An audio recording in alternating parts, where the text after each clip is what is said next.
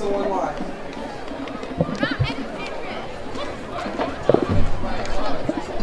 Love you. Well, fans, every Friday night here at Morgan Stadium is special, but this one seems a little more so than normal. We've been waiting to say this for a long time, fans. Get on your feet. It's time for football.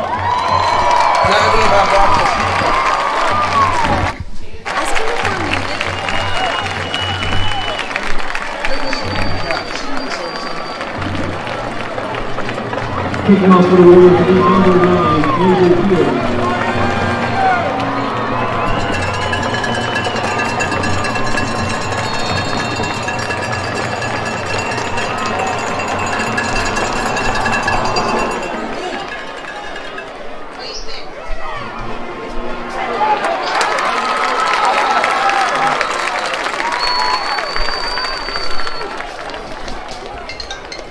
Kick taken by number 4, Cunningham. So let me call you back.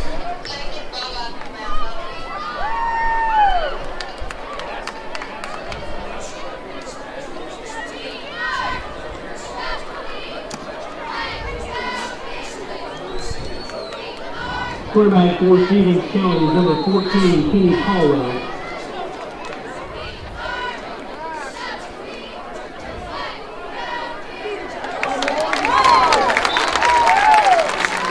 And also number 1, Seafield, hit by number 1, McMullen. A loss on the play, or sorry, short game on the play.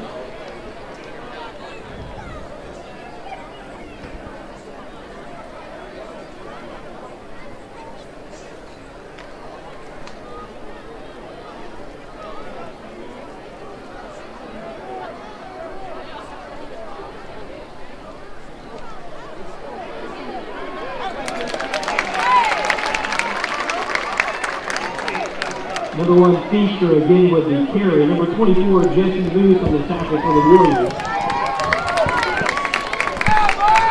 Third down.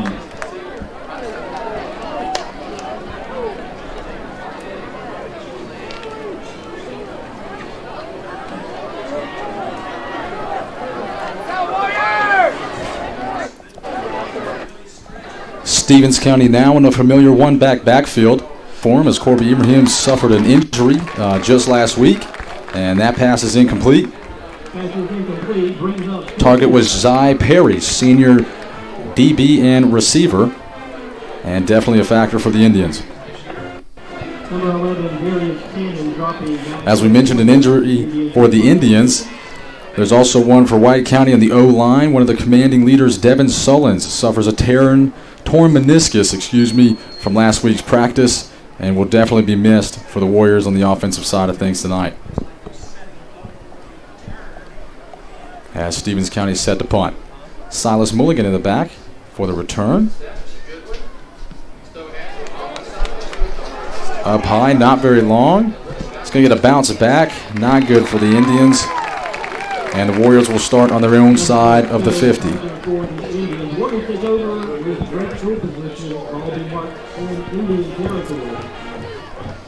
And Rachel, not a great start for the Indians there. Just a quick 3-and-out short punt. How important is it that both of these teams get off to a good start tonight? It's definitely important. I think it sets the mood for both teams. If the Warriors can come in and score right here, I think it will be a good start. And Riley Stansel now in the backfield. A familiar sight for Warrior fans as he's been in that position all the way from a freshman from JV days and now a big factor on the varsity.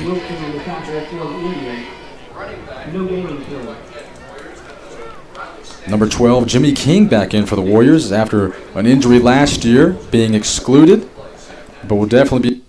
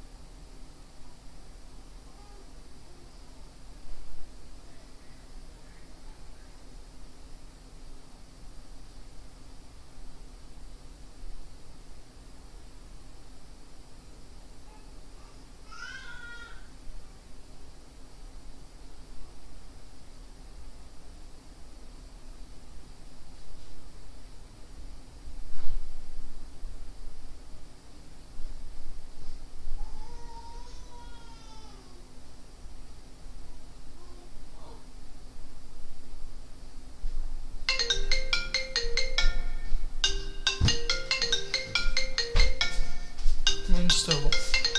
Can't answer Lynn.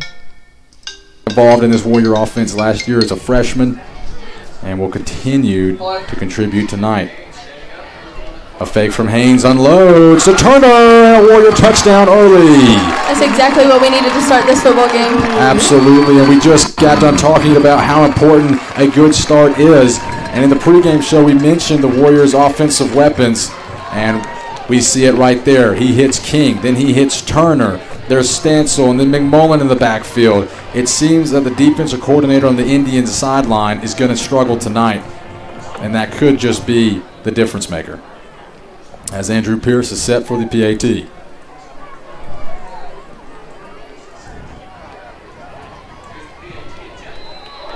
And he's going to miss just off the field goal post. Unusual for our kicker. Rachel, do you think he's feeling some nerves first game? Definitely, you know, they haven't kicked, they haven't had a game, he hasn't had any nerves so far, so I think it's definitely some nerves there, but also that can make a big impact in the game. You don't like to think an extra point can. And we've seen countless games, and even historically in the Warriors' past, where they've came down to 1, 2, or 3 points. And like you said, you hope that that's not the one. Never want to lose the game in the first quarter. And Pierce will be back onto the field. Have to shake those nerves off quickly and put this deep in the end zone.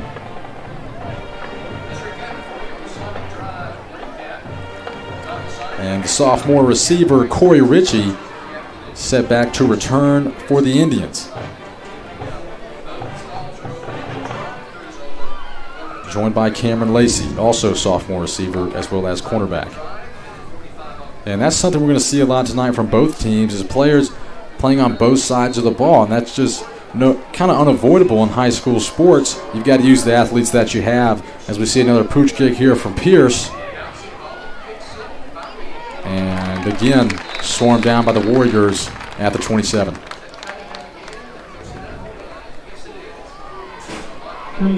Indians hoping to get a lot more going than that first drive, get a little momentum, and try and match the Warriors. The energy got deflated early. Haynes came out the gate in the zone, and I think that's what separates him from other quarterbacks. Why Blitz Sports and WDUN are writing the articles is for a reason. But these fans are interested in this Warrior defense. A lot of younger contributors.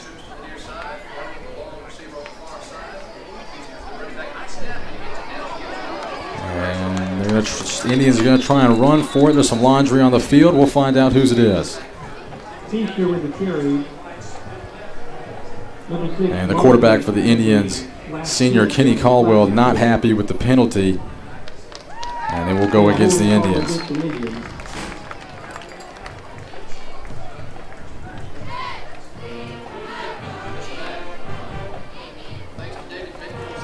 And Rachel, I think it's safe to say that one of the linemen will catch quite the earful on the sidelines. Oh, yes.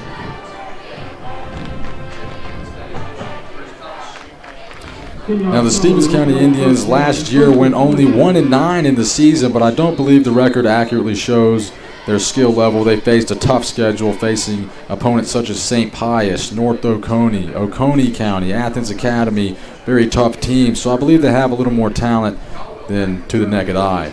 And Caldwell scrambling, trying to get away from Moose.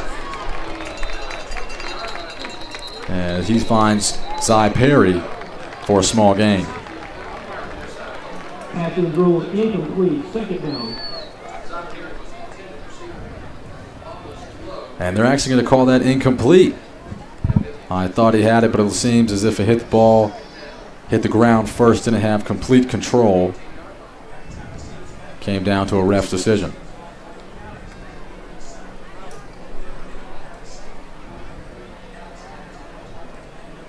And one of the seniors that the Warriors lost last year, who was an immense factor, was Nick Burkett, commanding the defense, senior leadership, and he's been replaced with Silas Mulligan at the safety position.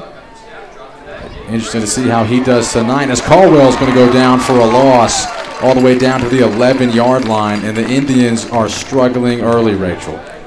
Yes, they've got a third long in here, and, you know, the punter can't get his punt right this time too, the Warriors might have good territory to start their second drive of the game.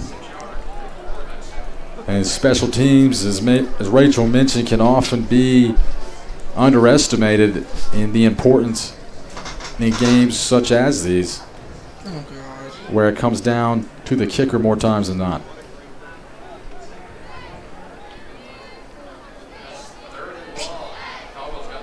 Caldwell trying to find a man deep. Moose is putting on pressure, scrambles out to his left, and he's going to unload. Nowhere to go. He'll throw it out of bounds, bringing up fourth and the punt team for the Indians.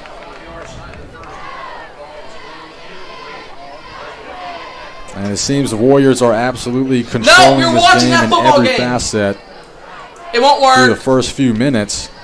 And have all the momentum on their side. But, Rachel, we know in sports that can change very quickly. Yeah, it's not working. It's always screwed it up. Keep up the high pressure, go down and get another touchdown, go up by 2 possessions. Does it look absolutely. As Mulligan back to receive for the Warriors. And another high punt. I'm sorry about that. And is only going to reach just shy of the Warriors' red zone, making Haynes' offense job a little easier. Y'all are playing White County. No. Steven's playing White right now. Steven's playing White. Yeah. White County's Warriors in a familiar shotgun formation, running the spread. Something we've seen from offensive coordinator Chad Bennett over the past few years. Yeah, my mother. Fits the offense perfectly, and to Turner again. Just shy of the first. But will move into the Warriors' red zone. We'd like to thank tonight's sponsors, Woodlands Camp, as well as Leading Edge Real Estate, for supporting the Warrior football program. And McMullen will now take the fake, and Haynes is scrambling. He's going to have to throw it away. Had nowhere to go. It seems as if Haynes intended to give the ball to McMullen, but saw the defense and tried to keep it himself. And he's going to get the intentional grounding call. Haynes upset with that one. Tim Coakley, head coach for the Warriors, showing visible frustration on the sidelines. And anybody who's been around Coach Coakley knows that he gets quite animated during the games, and that just comes from a sincere passion. But nevertheless, the Warriors start a good ways behind the line.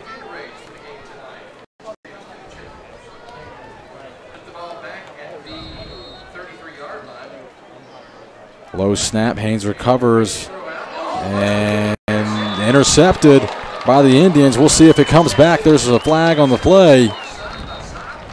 Number 13, and Rachel, like we said, that's all it takes to shift momentum is big plays just like that.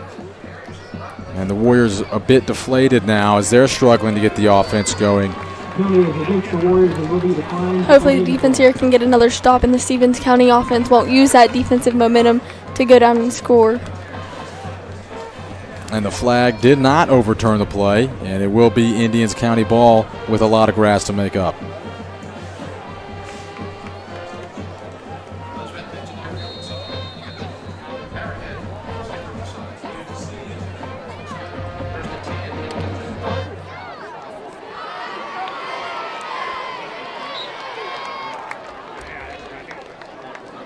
Caldwell keeps down to the 34-yard line. Small gain there for the Indians as they're trying to get some momentum going.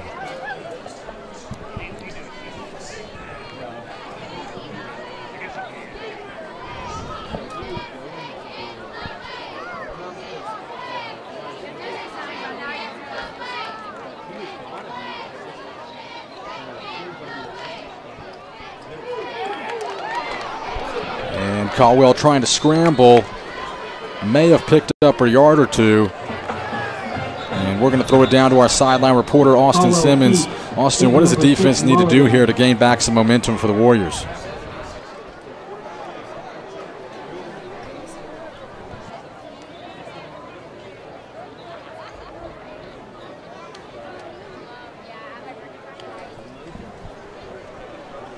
And it seems we're unable to reach Austin to some technical difficulties, but there is an Indian down on the grass. And regardless whose fan you are, you never want to see injuries, Rachel.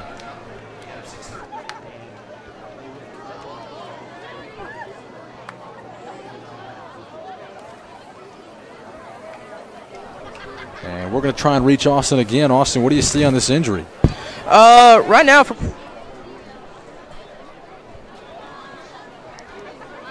and we excuse the technical difficulties there.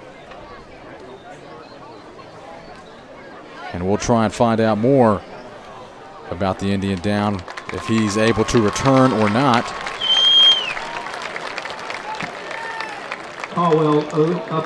And it is the senior quarterback, Kenny Caldwell, and that's not good for the Indians, although he seems to be in good health. Hopped right up, walked off the field.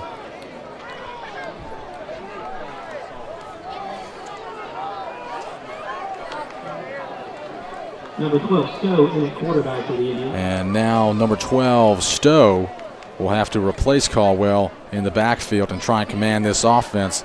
And we've seen before with the Indians that it's been backup quarterbacks that sometimes can create those momentum shifts. We saw that a little bit last year in the Madison County game, where the backup was then Caldwell, able to step in and make some big plays.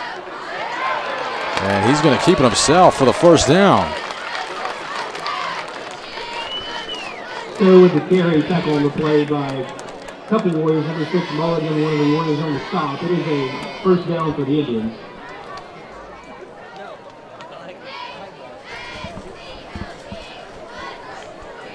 And the Indians starting now a slow march.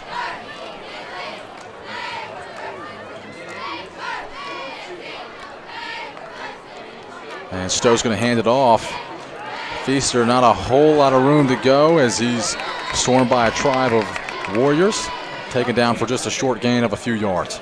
Feaster with the carry for the Indians, number 6 Mulligan, the first Warrior there. And we're now going to throw it down to Austin Barrera on the sideline and get his view on this Warrior defense. well, hello there. It seems like a pass interception kind of slowed down the momentum of our offense, and right now our defense is putting in all the work. Zion McMullen and Riley Stencil have been playing extraordinary in these first few minutes. With sacks and defense and defended passes, it just seems like they're having a great game. And for us to continue, and for us to get this ball back, they need to keep on playing like that and not stop. All right, and we agree with Austin Barrera there. Great analysis down from the sideline. And that was just the defensive stop that he was talking about. Jesse Moose keeping the intensity for the Warriors. He's been maintaining pressure in the backfield all game and was able to get a stop there. And Moose now rushing again, adding pressure. Stowe's going to unload and over the receiver's head. And that's where the Indians are going to want Caldwell back in the game, is with the air attack. Doesn't take much to hand it off, but hard to replace Caldwell's pinpoint aim. And now the Indians are going to be forced to punt on 4th and 11. And the Warriors got the stop they needed and can get the momentum back in their favor. And a little bit of a better punt there. Mulligan trying to decide whether to touch it. He backs off. And the Warriors will start their march from their own 25.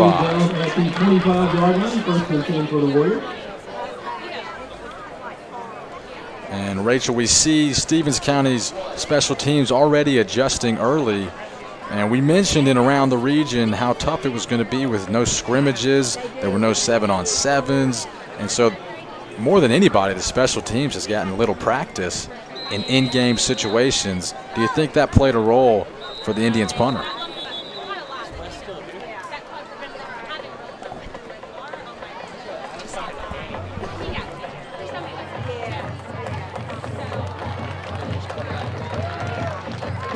Yeah, I think nerves are definitely playing a part. His first 2 punts, left White County in their position, or their side of the field, where we could go score in that one. A little better off his foot. Wasn't as high, wasn't as pretty, but it definitely went the distance better than the first 2. And the kicker, Braden Morris, for the Indians. looks like a false start on the Warriors, and you can't help but wonder if that's due to the lack of leadership from Devin Solins, absent in this game.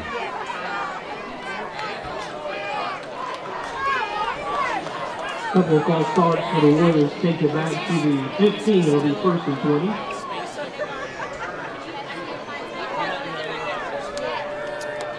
Wideouts King and Turner set to receive from Haynes.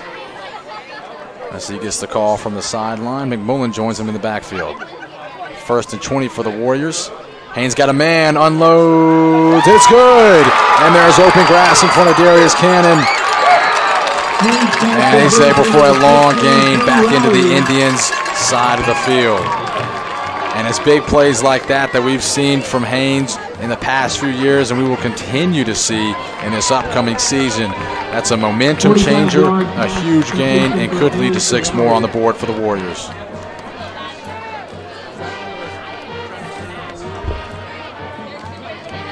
And excuse me, that was not Darius Cannon, that was Kane Lowry, the sophomore. As a big hit by the Indians defense. By number KP Hayes, the senior.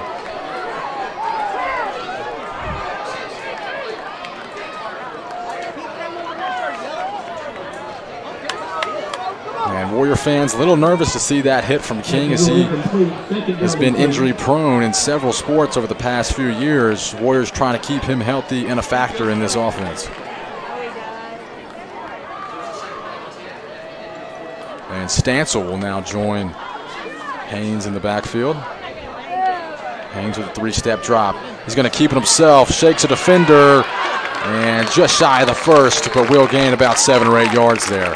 And there's that maturity from Haynes, seeing that there's no openings, recognizing the D-line moving in on him, and able to escape out to the right and still gain yards.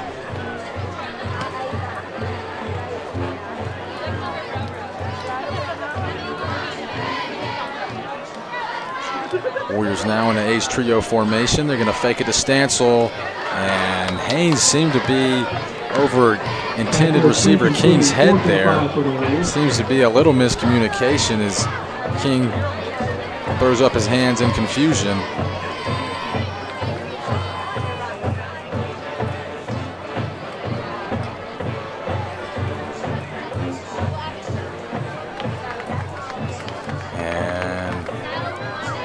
Looks to now be 4th and 5 for the Warriors, and special teams will stay on the sideline. Haynes is going to take it. He's rolling out to his left. He's got Clayton Rogers. And just got enough for the first down, and Haynes will stay on the field. And you can see there Rachel Clayton Rogers just barely reaching out and getting the first down by almost inches, and it's that extra effort that can be all the difference. Haynes in the air again. He's got Turner. Oh! That would have been a great catch if he could just hold out on. of his hands. It seemed he needed one more step there to secure in the end zone.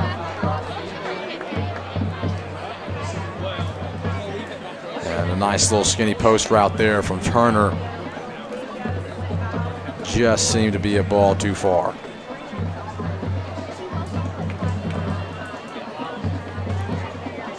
And Turner now joined by Dockery there on the right side of the field. And it seems to be an ace stack here from the Warriors. And Kane Lowry's got it. He's trying to shed some tackles, still on his feet. And he's going to pick up a few yards for the Warriors. And Kane Lowry's done a lot of off-season developing. He's been in the weight room. He's building strong legs, and it shows off there. Hard to take down, able to still chop his feet, which they teach from the elementary level up. And he's able to get just a few more yards by doing so. Haynes rolls out. Fakes the pitch, keeps it himself, and he's going to get the first down. Haynes shoots for the first down.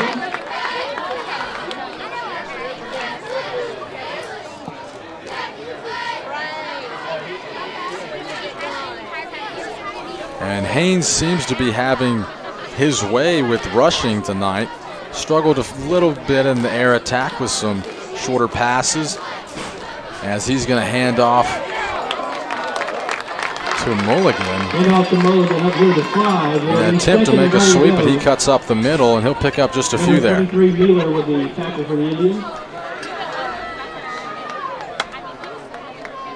And Warriors back now in a stacked Twins formation. Something we saw just a little bit last year. Not a very familiar sight for Warrior fans, as Haynes going to keep it himself, and he's in the end zone. And that's one more rushing TD for Haynes. And we're going to send it to Austin Barrera for the sideline view.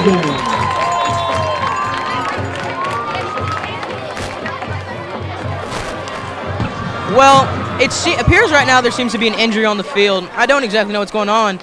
But on that offensive drive, one thing that stood out to me was Jay Ben's pocket awareness. Whenever it came to passing to a receiver or making sure you didn't get the pocket closed down on him, he always seemed to be able to get out and do what he needed to do. And on that touchdown, he just saw it and he went. And the offensive line is also doing a great job making sure that nobody is getting close enough to him to really affect him in his passing ability. And if he is, he's always able just to get out the pocket and zoom. Agree with the maturity playing a role in Haynes' performance tonight, and I don't know if anybody spends more time in the field room than Mr. Haynes. He's able to make reads on the defense, snap of a finger, and we see just how much it pays off there. Able to keep it himself, add another rushing TD to the books, and we'll get a little more update on this injury for the Indians.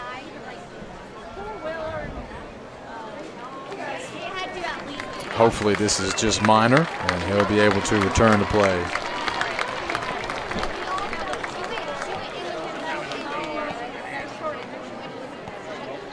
Number 42 Burns, the Indian, able to run off under his own power. That's good to see. And he seems to be walking off the field and in good health. A fun sight to see for Indian fans. And Andrew Pierce now a chance to redeem himself with the PAT. He's eased into the game almost at the end of this first quarter with just 2:10 remaining. Let's see if he's calmed the nerves. And Rachel, he has. Definitely a calming factor for him to be able to see that one go through the upper heights. And now 13-0 Warriors, as the first quarter is coming to a close. Indians seemed to gain just a little bit of momentum, but was quickly deflated by the Warriors. And you can't help but think that the injury of Kenny Caldwell had something to do with that. And we'll see if he makes a return in this offensive drive. Didn't seem that he was injured too badly.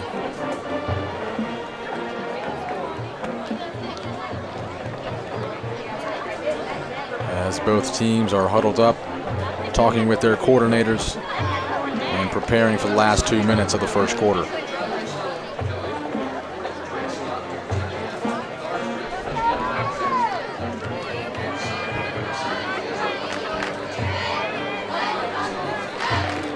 And Cameron Lacey back to receive for the Indians.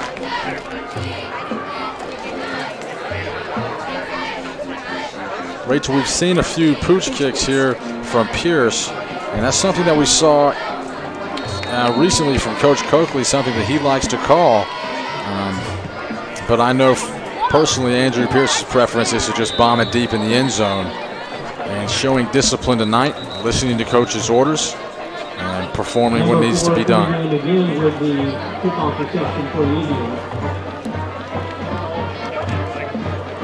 And now Indian fans will get to see if Caldwell makes his return, and will the senior be able to lead his team once more.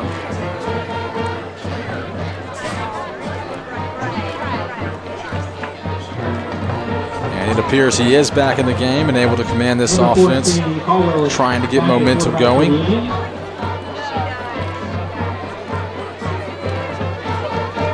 Warrior defense now settling in.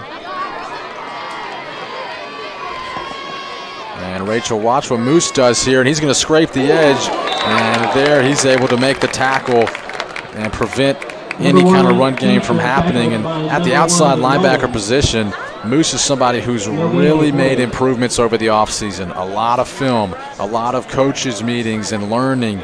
And you know, he's a little newer to the game, as he just started last year. Was his first year ever in the sport. Didn't play as a young buck, and now he's able to make a factor on this varsity team and become really one of the defensive leaders. Yes, for sure, and definitely being able to get outside there and then just being able to read the field. Oh, and Caldwell's going to keep it and slide at the line of scrimmage. Again, nothing going for the Indians. And Greg Moore, the defensive coordinator for the Warriors, seems to be blitzing the outside linebackers almost every play because he sees it is working. The offensive tackles struggling to handle the load, and a lot of pressure in the backfield.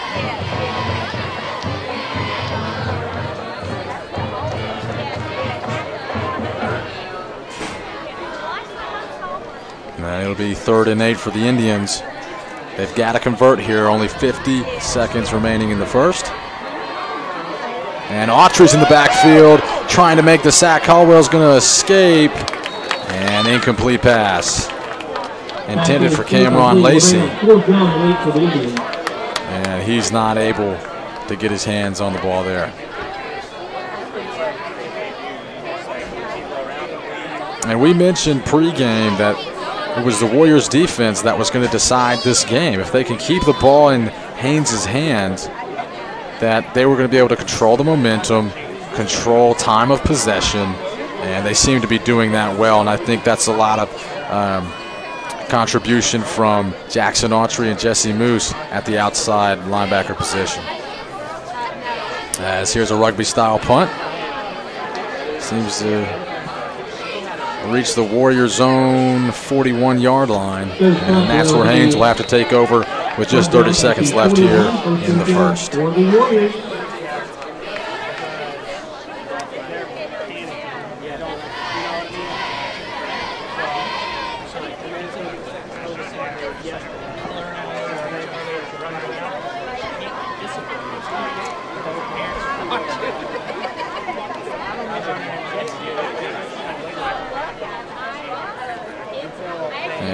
Now see Jimmy King step off for the Warriors. He's going to be replaced by Silas Mulligan. Turner still at the wideout position. Fake handoff. Haynes having to scramble out. He's going to throw it deep to Turner. Oh, and it's just dropped there. A little bit of interference from the cornerback. And Haynes doing what he can, throwing off his back foot. Going to be a holding call against the Warriors. And going to be a holding call against the Warriors there. And Coach Chad Bennett is irate on the sideline. Something that he is big on is no penalties. He does not tolerate it. And so you can ensure an earful on the sideline there.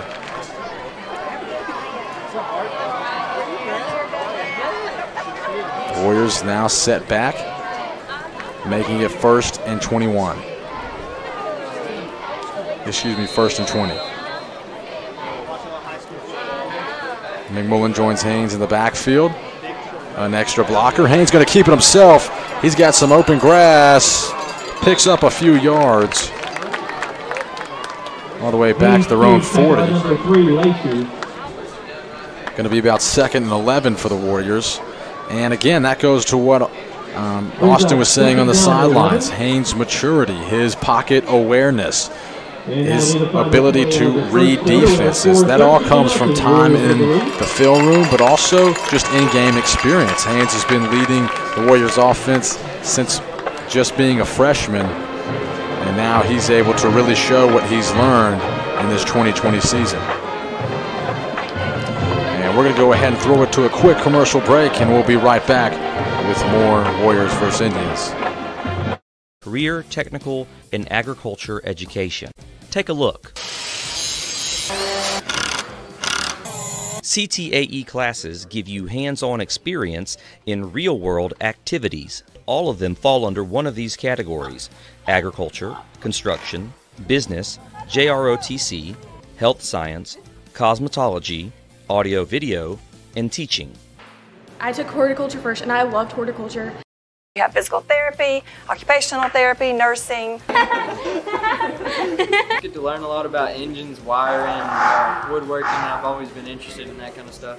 In the CTAE program, you'll be working with the same equipment the professionals use. If you want hands-on experience that will prepare you for the future, this is the place for you.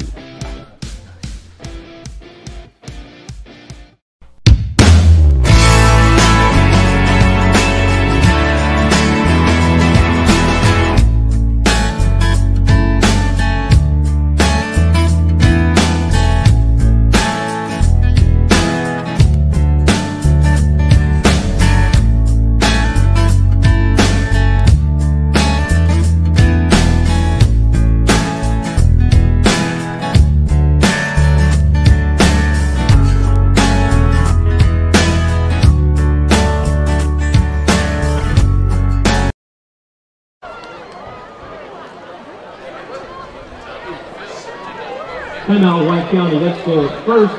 And welcome back now to the beginning of the second quarter.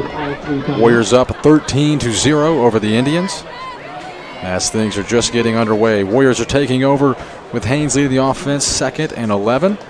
All right, before the break, if you're just now joining us.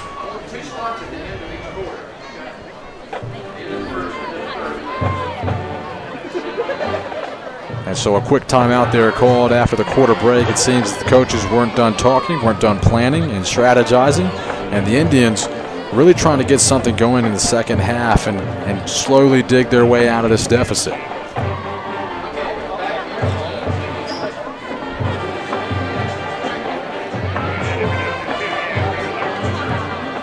And important here for the Warriors to keep their foot on the pedal, Rachel, and really give the Indians no room to come back. We've seen just how quickly football games can change coming out of the halftime, and so to build a bit of a cushion lead cannot be overstated. That's definitely true. Also, as a Stevens County defensive coordinator, you know, Javen Haynes has so many weapons, got people in the backfield. He's a weapon himself. How do you guard this strong White County offense? I think it comes down to continuing to put pressure on the backfield, but we've seen from Haynes, he's able to escape it. However, nobody can do it every time, and so I think you got to find a way to penetrate this White County offensive line. They've got McMullen back there assisting in the block as Haynes is going to air it out, and Kane Lowry's wide open. Nobody in red around him, and that's a Warrior touchdown. And Haynes is fired up and running as the Warriors seem to be scoring effortless points on the board right now. Putting them up 19-0 as Pierce comes in for the PAT. It looked like he was the only one in the middle of the field. And we're going to throw it down to Austin on the sideline. What'd you see there? Well, I just saw today, and with Kane Lowry getting open, J-Ben made an extraordinary throw, and that was an extraordinary. All right, and excuse the difficulties there from Austin, but Pierce is going to solidify the PAT, making it 20-0 Warriors over Indians. And time of possession was real short there, Rachel. We mentioned just how important big plays like that are, and the sideline morale for the Warriors is high, Indians very low. If you're on the sidelines, what are you telling the Indians right now to try and get them back in the game? I mean, you're trying to get control. You're trying to just put points on the board little by little. So right now, this offense, any points on the board, a field goal, I mean, it's not as good as a touchdown, but it'll work. Trying to get anything to get that motivation up, not do another 3-and-out here. Absolutely. It's playing the long game, getting out of a deficit of 3 possessions. It's going to have to be slowly but surely from the Indians. And the defense will have to step up, especially the secondary, and try and defend this air attack. And that's what makes Haynes and this Warrior offense just so lethal, is when you drop back, they're able to throw underneath you. They're able to scramble. And when you come up tight, they're going to throw it long. And Pierce seems to be going with a bit of an onside kick, almost recovered by the Warriors. And it'll be Indian ball on their own 38-yard line. Number 22, TJ Everett. And we've seen online kicks from Andrew Pierce called by Tim Coakley several times over last season. So no unfamiliar sight there for Warrior fans, and I believe we'll continue to see that throughout 2020. And we're going to throw it to a quick replay just so we can see that again.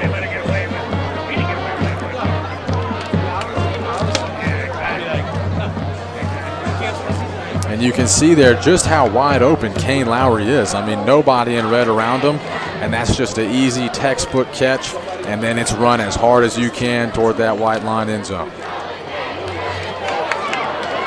And Stowe's going to get away, trying to scramble out to his right. He's going to pick up a few yards before he's taken down by several Warriors.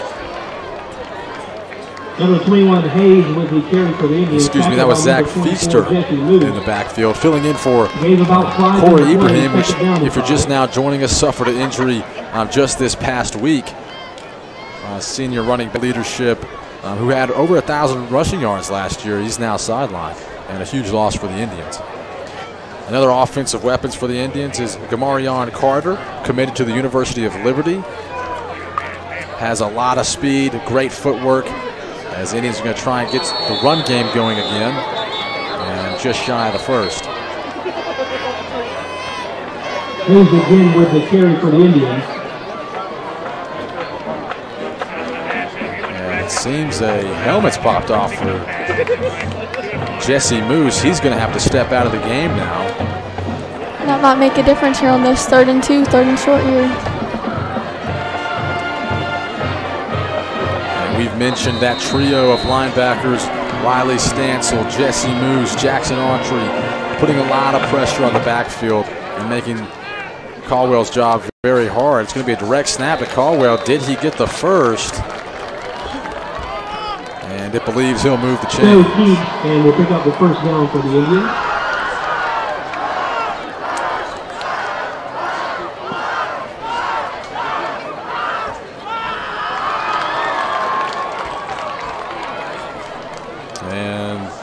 Good to see that the fans are packed here due even to the COVID regulations. We see the student section is repping Hawaiian night tonight along with our cheerleaders, as Cameron Lacey is going to make just a short gain there off the bubble screen.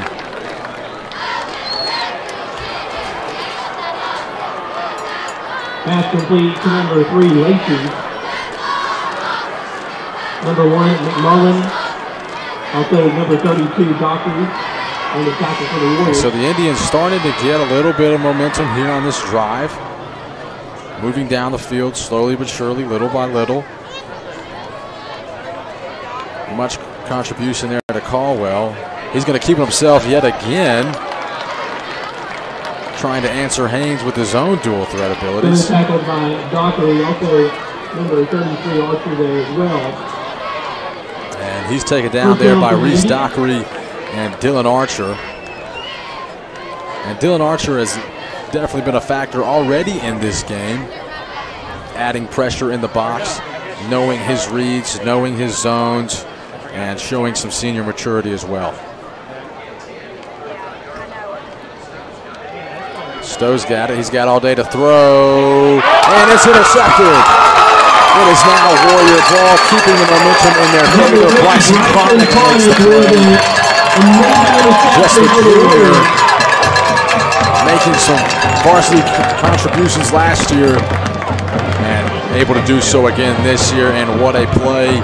Able to see the quarterback drop his shoulder, nowhere to be. And that just comes from good coaching in the secondary coach, Ashley Lowry. Just when we thought Stevens County there was going to gain some momentum shifts back. Absolutely, and the Warriors are just dominating this game, seeming to do whatever they want now, as Haynes has a long march down to the end zone. And a penalty there. We're going to go down to the sideline. Austin Barrera, can you tell us what that might be? Well, it seemed that the Indians offense was starting to pick up a little bit of momentum, and the defense seemed to be slacking a little bit. But whenever he went for that deep throw, Cronic just came in there, snatched that ball, and flipped the momentum right back into the Warriors' favor. It was my bad. Back half the distance to be near the 3rd yard, so the 3-yard line. And he's absolutely right. The momentum is back in the Warriors' favor. They're going to try and get the run game going out to the side. He's just going to escape the goal line and just nearly escaping a safety, which would have given the Indians that momentum they're desperately searching for, would have put 2 points on the board. So a good job there by Silas Mulligan to avoid the safety. And an interesting call there from Tim Coakley to call to the run game so close to your own goal line. But that's something that you will not see from Tim Coakley, is fearful coaching. He believes in his players, he believes in his coordinators, and he will make whatever call or decision with 100% confidence.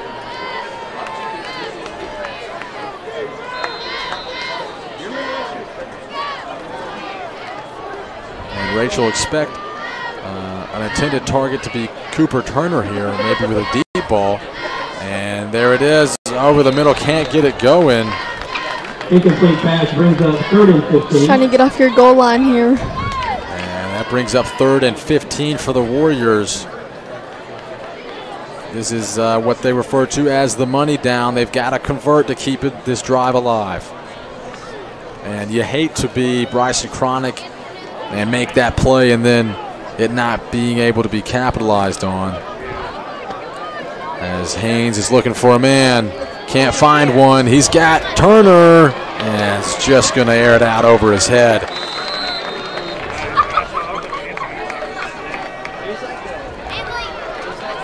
And KP Hayes working to break up that play for the Indians, as the special teams will come on for the Warriors.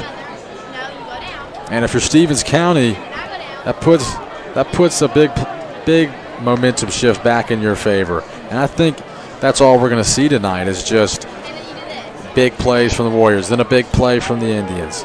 And I think it's going to go back and forth, but the Indians not being able to capitalize on much, not being able to put points on the board. And a rugby-style punt there from Haynes. Cameron Lacey, he's going to get tackled pretty quickly, just got a few steps off, but there is a penalty. Flag on the field. And we'll see which way it goes.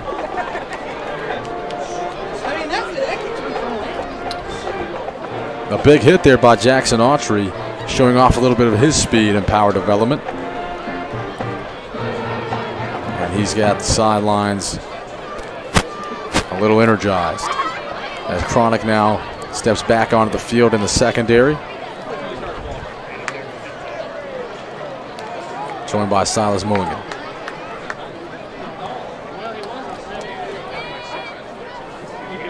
The penalty is a block in the back against the Indians. And it's going to be a block in the back call going against Stevens County.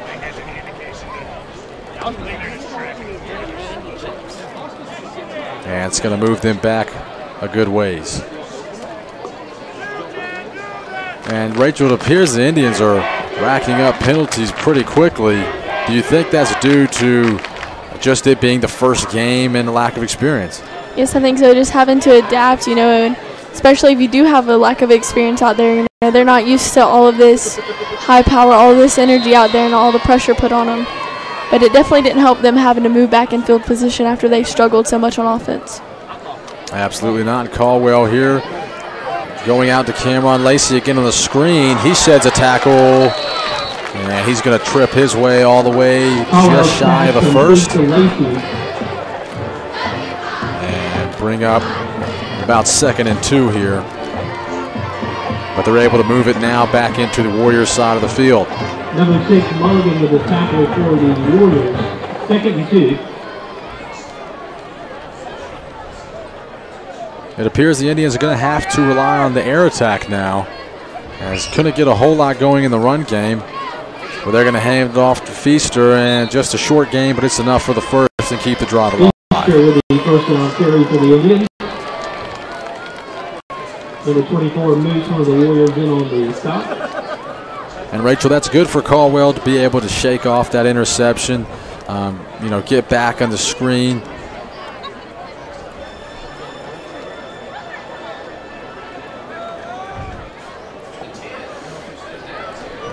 He's under center again, hands it off to Feaster another time for a short gain. Looks like they've kind of shifted their point of attack here. And I stand corrected. They will not rely on the air attack, it seems. Now they're going to try and call Feaster's name a few times, as he actually is going to step off to the sidelines. Which, referring back to this game last year, one of the things White County struggled with was our run defense and them being able to run all over. So hopefully they can adjust things real quick. And now they're going to call Stowe's name, giving Feaster a break, and he's able to get similar results with a short gain. And if you're the Indians, that could now be the strategy. Have a long time of possession offense, very little time to work. Give Jabin Haynes very little time to create big plays, and then slowly add on run yards and rushing TDs.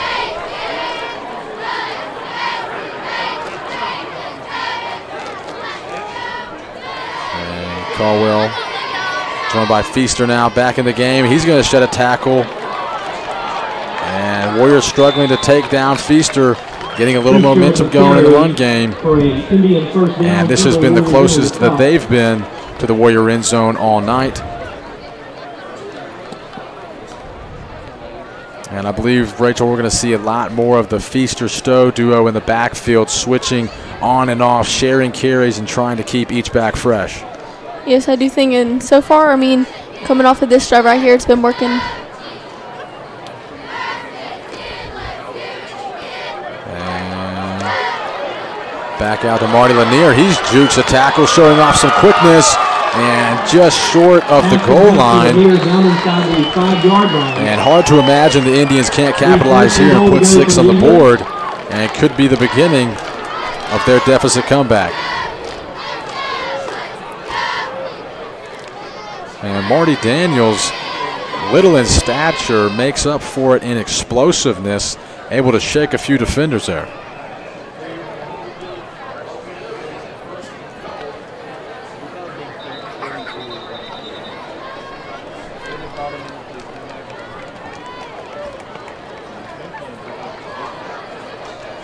And Indians now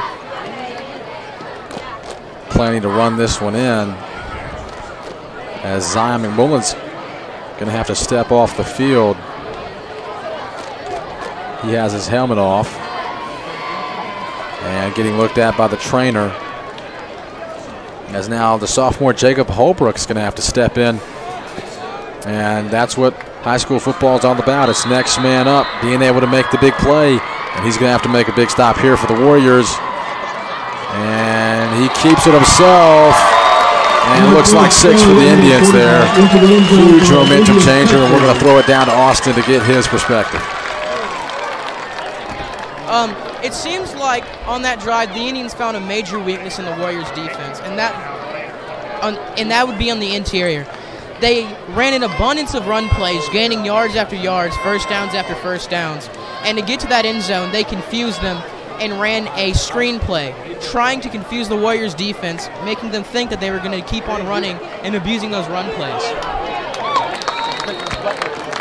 Low snap, the extra point try. An interesting decision there to fake the PAT, now just leaving them down 14.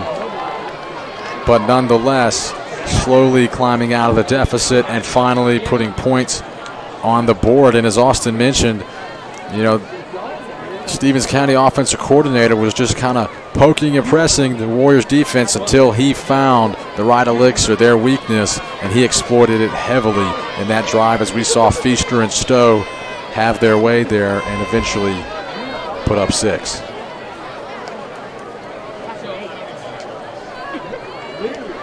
And just 6 minutes now remaining in this first half.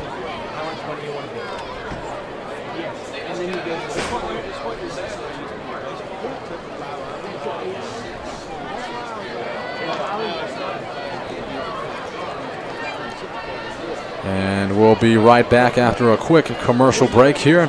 Since 1976. Whether your family is in need of a traditional funeral, cremations, or memorial service, our hope is that you make Barrett Funeral Home your choice, featuring a 300-seat chapel and 4 visitation rooms. The staff is here to assist you 24 hours a day, and we are committed to helping you prepare for your funeral needs. Barrett's Funeral Home, dedicated to the families we serve, located on 118 North Brook Street. And Braden Morris now set to kick off for the Indians after their first score of the game.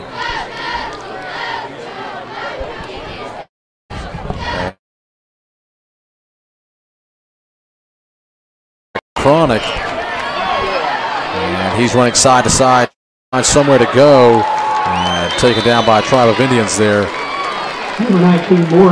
about the Warriors' own 20-yard line, leaving Haynes with a lot of grass. Tackle on the play by number 7, Watson for the Indians.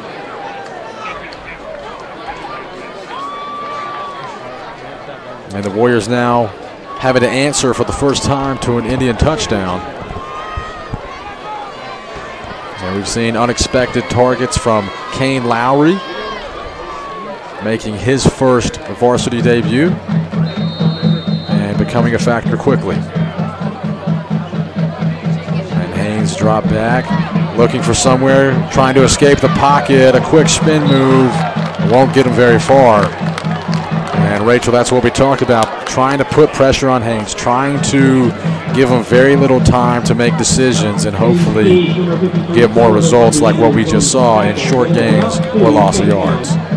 Yeah, I definitely think that's going to be what the defense has to do here, just putting pressure on Haynes, not letting him get outside and making him, if he does get under pressure, not letting him escape to the outside like he has done in the past. And we're going to see a penalty here. Seems to be against the Warriors. Warriors again with another offensive penalty, 5 yards.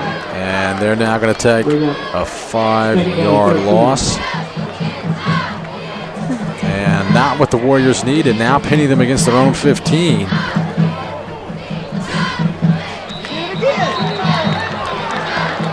And did they just repeat the same mistake?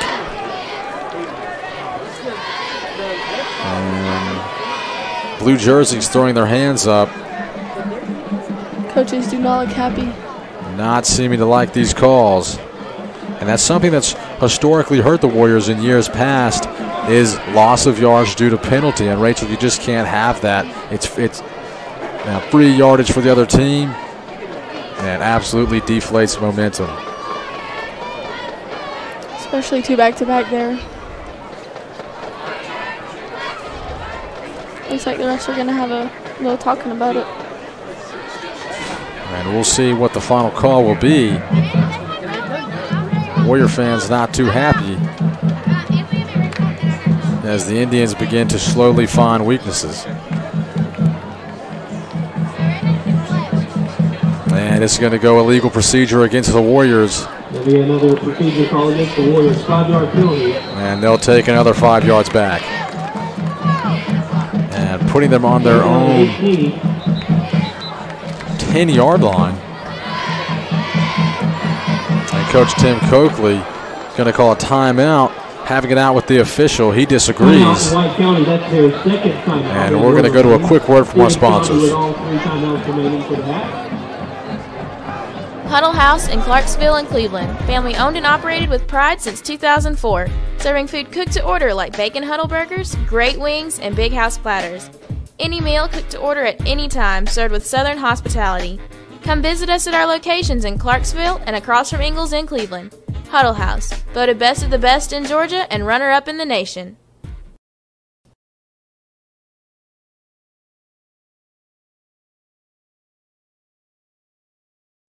Mountain Valley Community Bank, located at 136 North Main Street, right outside of downtown Cleveland. Mountain Valley Bank is rooted in honesty and integrity, excellence in service, convenience through technology, and financial strength. We will help you with all your banking needs, including business, personal, and online banking opportunities. Let us work with you to reach your financial goals. Come visit us at 136 North Main Street or call us at 877-1466. Member FDIC. An equal housing lender.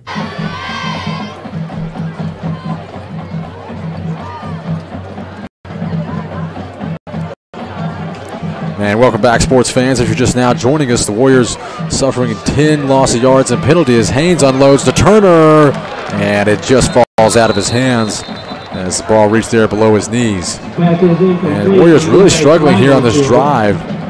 Seems to be a lack of leadership up there on the front lines, and Devin Solons is severely missed. And he is expected to return next week, and although that is questionable, nobody can predict injuries.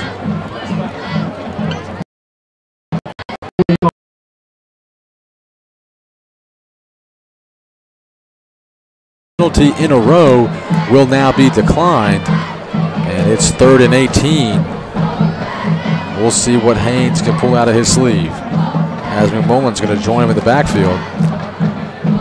Got a man in motion. It's going to be tossed to him. And here comes Darius Cannon. Was it enough? It's going to be a close call.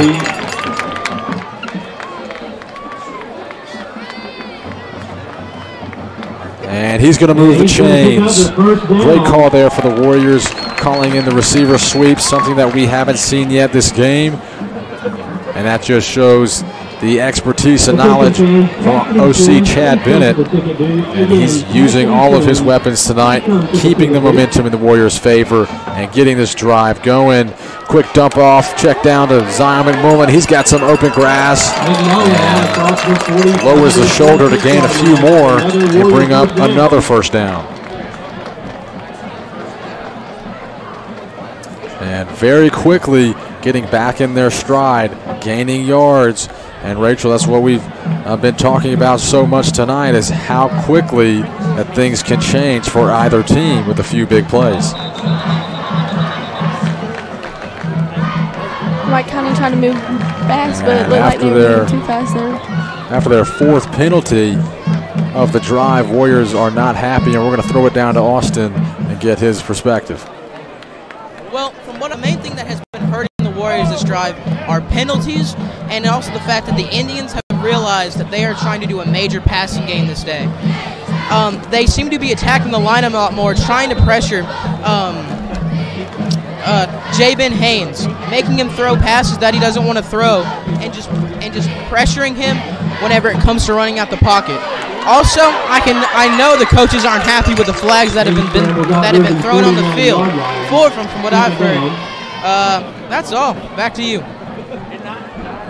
And just exactly what Austin was just discussing there, putting pressure on Haynes, not letting him do what he wants to do, and he's having to adapt. He's having to scramble, think on his feet, and that's exactly what the Indians want. And going to be an Indian timeout there. Coaches are going to talk it over. You're the Indians right now. You want to get a stop here on these set of downs so you can maybe get another touchdown before going into halftime. Yeah, just over 4 minutes left in the first half here for the Warriors. And they're trying to hold on to the ball as long as they can, just like you said, Rachel, to prevent 6 more for the Indians. Some updates from around the area. Habersham Center out now to a 20-0 lead over Madison County. And a few scores from around the area. Habersham County is now up 2-0 over, or excuse me, Habersham County now up 2-0 over Madison County. And they'll be a future opponent for the Warriors in the coming weeks. Franklin County all over Lumpkin County, 26-0. And Rachel, that's one thing that we discussed in the pregame was the Warriors playing a more local schedule. And I think it's great for several reasons. Obviously the rivalries, the ticket sales, but how important is it for the players to be playing local teams at rivalries? How much does that add? Oh, it adds so much. It adds bragging rights too. Most of these players, they know those people from other schools, so it just adds some bragging rights in there. Absolutely, and in high school, that's all you can play for. Represent your school and say that you are the best. And the Warriors trying to best the Indians here tonight as Haynes is going to scramble out. He's got Dockery in the slot. He's got a block. He's going to find his way all the way down to Stevens County's 24-yard line, just shy of the red zone. And Jabin Haynes showing great balance off his back foot there, keeping his poise, delivering the pass right to Dockery's chest, and a great route there by the senior.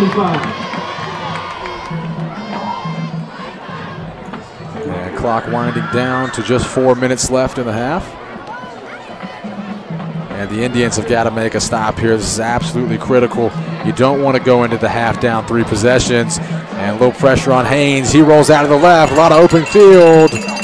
He'll stiff arm his way all the way down to what looks to be the 8-yard line. Way to get outside and get outside quickly there. Haynes quickly recognizing it, not waiting too late to get outside and make his run. And one thing that J. Ben Haynes has been working on during the offseason, he's been in the weight room trying to add a little bit of size, but also speed. And he's able to show it off there as he scrambles out of the pocket in a hurry. And a flag on the play there.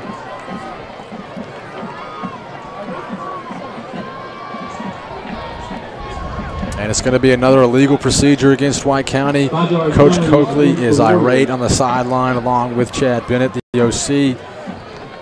And the Warriors are going to have to clean that up if they want to have any chance of having a commanding lead.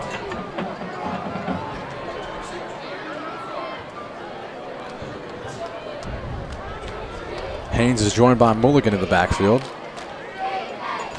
Another low snap. They're going to give it to Mulligan. He's able to get the outside, a little open room in the flats, and he'll get inside the 5-yard line, reach for the touchdown, but it's going to be out of bounds just shy. But what an effort there from the junior Silas Mulligan.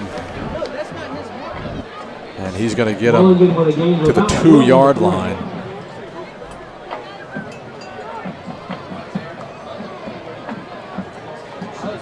And hard to think the Warriors don't score here, Rachel. Just 2 yards to cover.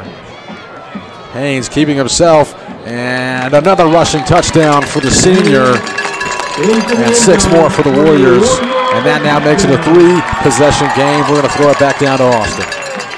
Well, what I saw in those last few plays there is that Haynes really stepped up. He realized what the defense was trying to do and took advantage of it. He saw that receiver deep down. He made a pass that hit him perfectly. That got them in position for a touchdown. They may have had a flag on the play, but when Haynes kept it and ran for the touchdown, he made sure to make up for his mistakes in the first few plays of this drive. Back to y'all.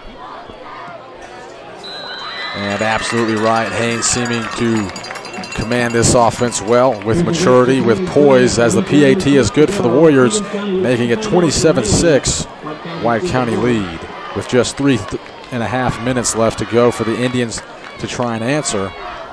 And Caldwell is definitely looking upon Feaster and Stowe again in the backfield to help him out here. But look to see more of an air attack here as there's less time. They can't afford to run the ball every play. They've got to make a lot more significant yardage gains.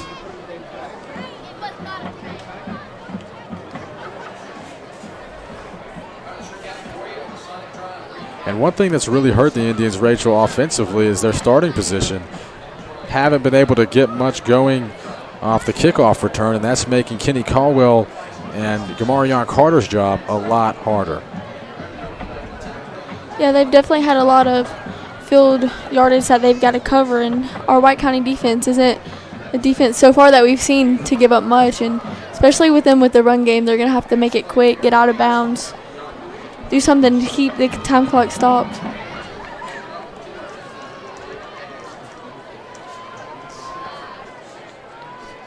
And Pierce here again. Another pooch kick. It's going to be fumbled by the Indians, and who's got their hands on it? A lot of blue and red around the ball. That's not a mistake you can make right here if you're Stevens County. Indians County pointing their way. Warrior fans pointing the other. And only the official knows. Fighting for dear life there in the bottom of the dog pile.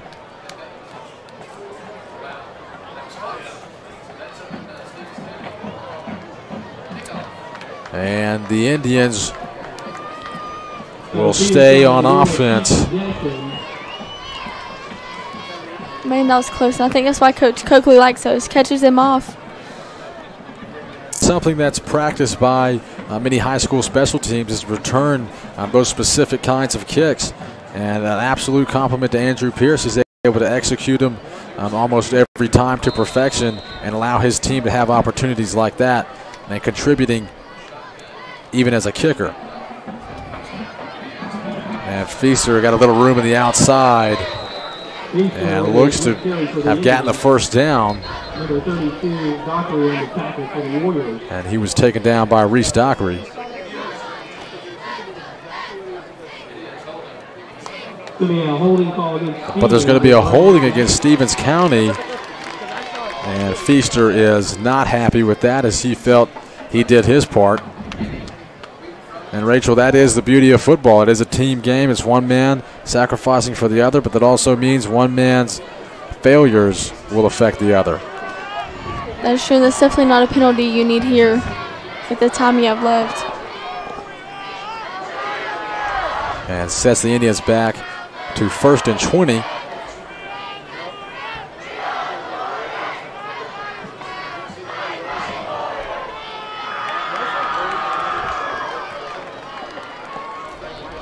And Moose there at outside linebacker. And there's even more laundry on the field. And this second quarter, Rachel, has just been piled up with penalty flags.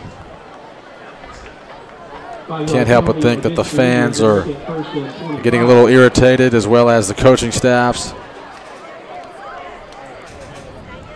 But this one's going to fall against the Indians a second time, almost mimicking the Warriors' last drive. And we'll see if it ends in 6, as Haynes was able to create.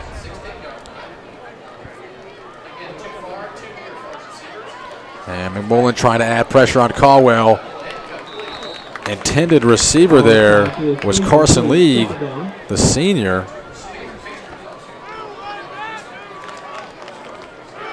And he didn't even seem to be looking for the ball. And so a lack of chemistry there from the Indians offense.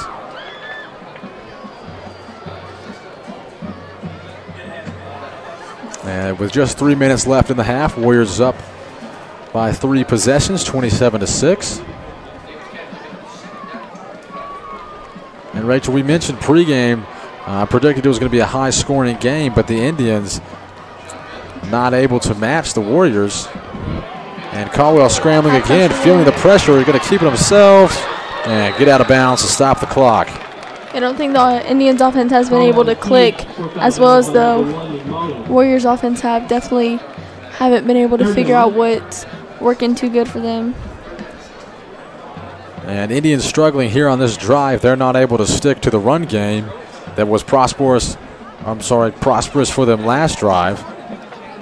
Now having to rely on the air attack.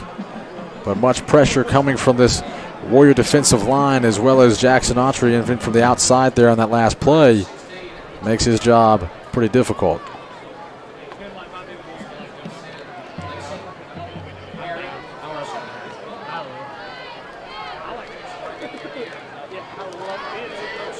And they're going to toss it off to League. He's got a little open room. He's going to shed a tackle, a third, before he heads out of bounds. And not able to get the first down. I think Stevens County will keep the offense out on this 4th down. Nope. And the special teams will come on as the Indians aren't looking to take the risk of putting up 6 more. But as quick as this White County offense can move, I think they've got time to put some more points on the board. That's absolutely right. Just a few big plays from Haynes, and it doesn't matter where you put them.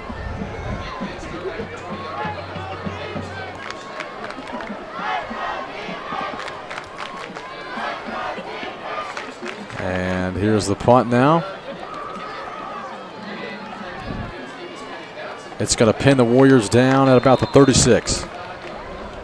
So the punt will be marked at the 34. 1st and 10 for the Warriors. 2:39 to go. White County still has 1 timeout remaining. And just 2.5 minutes left here in the first half, as the Warriors are trying to add on to a commanding lead. As we've seen scores thus far from Haynes, Lowry, and Turner. And an unfamiliar sight for Warrior fans to see Lowry's name in the stat book. But it will soon become normal. As Lowry's back on the field there in the slot. Haynes looking to go deep, drop the shoulder, and it's caught. And that's exactly what we talked about, Rachel, as the Warriors are now down to the red zone. And he calls Cannon's name this time. And just elite speed there from the sophomore Darius Cannon. A great diamond release to get off the press and beat his defender for a huge gain. And what could lead to maybe the decisive touchdown even in the first half. Oh, Haynes fumbles a snap. But he's going to go there again. Reese Docker's wide open. Nobody in red around him, and he walks into the end zone to make it a 4-possession game for the Warriors. And Rachel, you spoke it into existence, how quickly the Warriors can score. They just did it in under 10 seconds. Unbelievable there from Haynes. I mean, as well as his receivers. Yeah, our offense has got a fire to it, and give them any amount of field, and they can make it happen. Man, you just didn't expect that from the sophomore Darius Cannon, and we're going to try and look at that score one more time.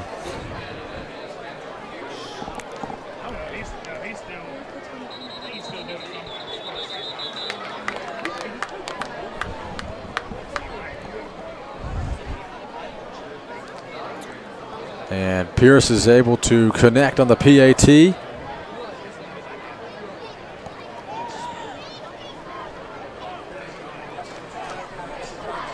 And Haynes there fumbling the snap on the touchdown, but still able to recover and find Dockery, who shockingly wide open, no one within several yards of him. And Drew's going to have to line up yet again for the PAT.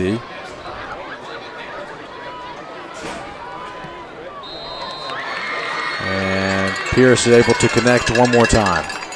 And the extra point is good. 34-6 our score. Still a 2:26 to go. And so with now just 2 minutes and 26 seconds left in the half, we're going to go down to Austin Pereira one more time and see what he knows. All right. When J-Ben Haynes had that wide open pass to Darius Cannon and he took it, when Darius Cannon caught that, that gave the Warriors an abundance of yards and a huge confidence boost to score within these last few minutes of this quarter. Even though he fumbled the snap on that touchdown pass, the offensive line was able to keep themselves steady and make sure Haynes had enough time to find Dockery wide open near the end zone for a touchdown pass. Back to y'all. Absolutely there, Austin. Cannot stress enough how important the offensive line is, giving Haynes the amount of time to recover, to get back on his feet, get his head back on which receiver he wants to throw to. And it was a pretty easy decision with how open Dockery was. Indian defensive coordinator in visible frustration after that play. And another pooch kick here from Pierce, going to go a little deeper. And Marion Carter shaking some tackles, showing why he's a Liberty University commit, refusing to go down. And he's going to fight all the way to their 25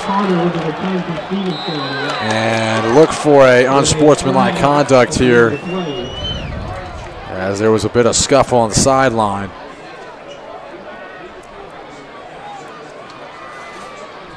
Likely to go against the Indians there. Seems as if Carter was taunting what appeared to be Jesse Moose.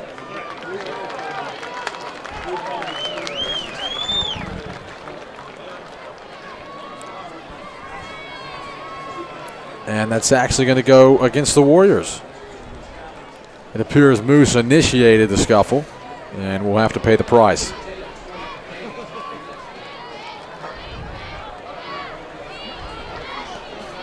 And with just 2 minutes left here in the first half, Warrior fans excited to see the marching band take the field for the first time in this 2020 season. The band looks a little different this year, as they've been moved from the stands to behind the end zone in order to social distance, making it safe for all the Warrior fans to attend the games. And they're going to call Cameron Lacey's name, as he's able to pick up the first down. Pass complete to Lacey, number 24, Moose on the tackle for the Warriors. Indians running 2-minute drill, something they do in practice quite often, trying to put 6 more on the board. And it's tough to go into the locker room down 4 possessions, and they're trying to minimize that as much as possible here, but not a lot of time to do it.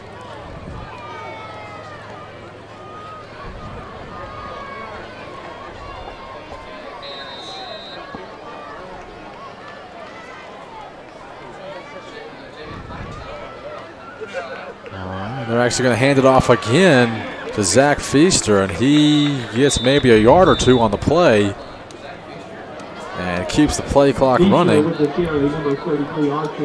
Stevens County also has 2 timeouts remaining, which is good for them with the time limit that they have.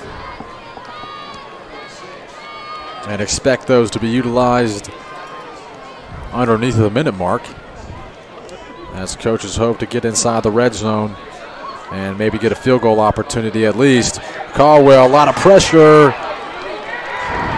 And it looks like he's taken for a small gain as Reese Dockery is able to make the tackle. He had nowhere to go on that one. Warriors all around him. Absolutely swarmed. We saw Autry get back there first. Caldwell's able to spin away from him, and he's met immediately by Reese Dockery and flustered there in the backfield. And we're seeing some unfamiliar faces there on the defensive line. We normally would see, of course, Devin Solons, who we've mentioned is injured, but also Jaquez Williams not playing both ways this game. And so the linebackers have had to step up. And I believe they've done that. I believe they've done that in full and are stealing the spotlight now for the Warrior defense.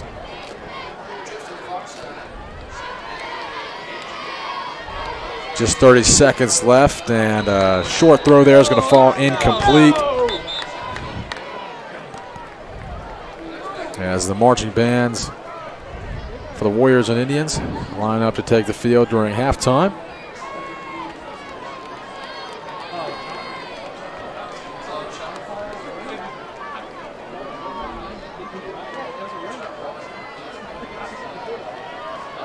Pass is incomplete. The penalty is going to be declined. It is against Stevens County.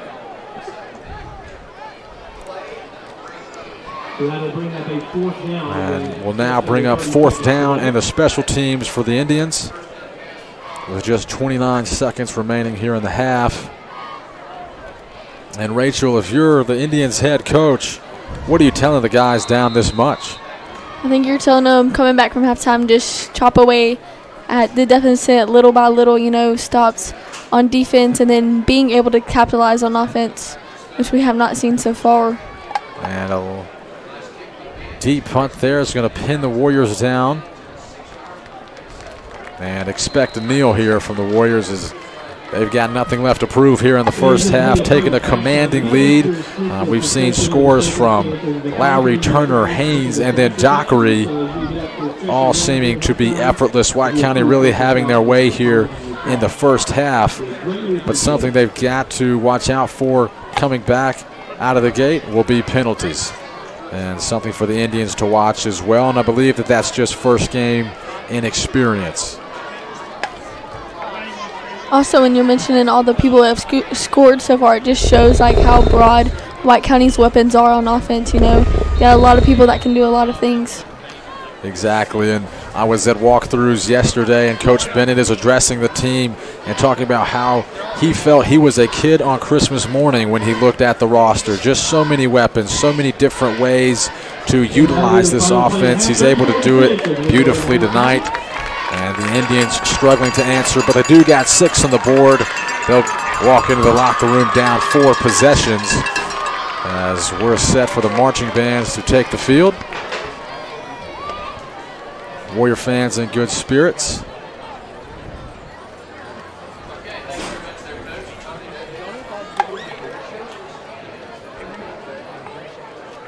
And we'll now give our viewers a chance to check out these marching bands. They've been working real hard during the offseason, and always exciting to hear them underneath the Friday night lights, something we've been waiting for quite some time now, a return to normalcy. as they're ready to play.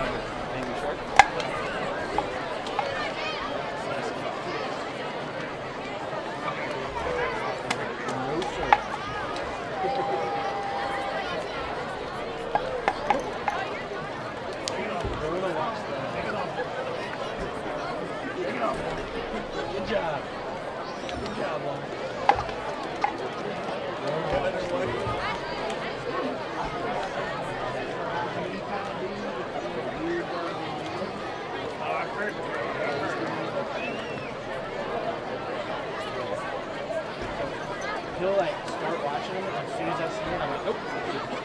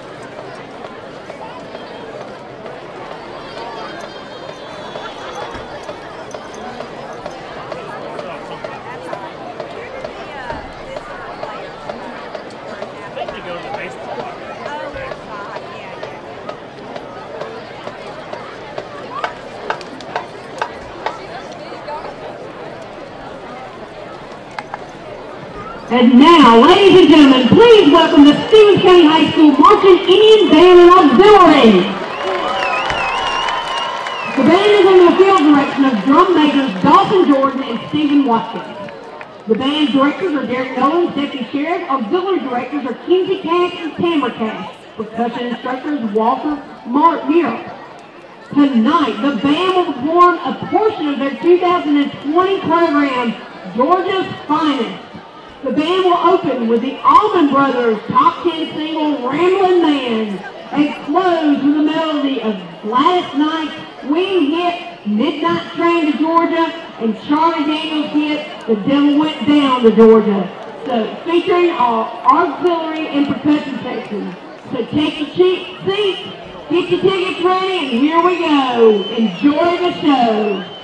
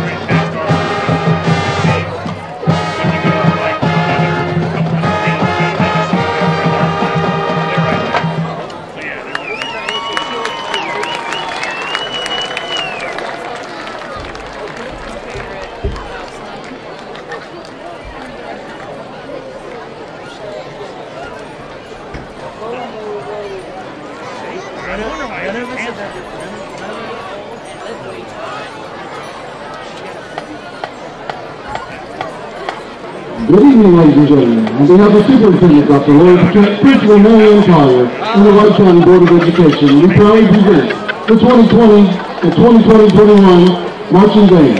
The band is under the direction of Michael Pickett and Michael Hill, and under the field direction of Drum Major Trey Morris and field director Riley Adams. The color guard is under the direction of Christy Pickett, percussion instructors Harrison Cho, visual coordinator Charlotte Brooks. The band will be performing their Dark Forest show tonight. Songs include Over the Rainbow, Over the River Through the Woods, Bright Night on Bald Mountain, Creep, and Bad Guy.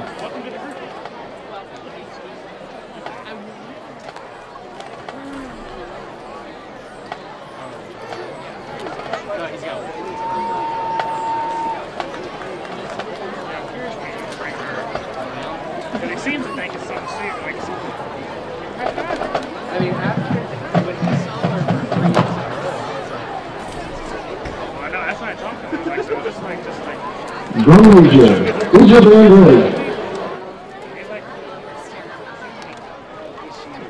You may now take the field for halftime performance. Ladies and gentlemen, the Wright County Warrior Marching Band.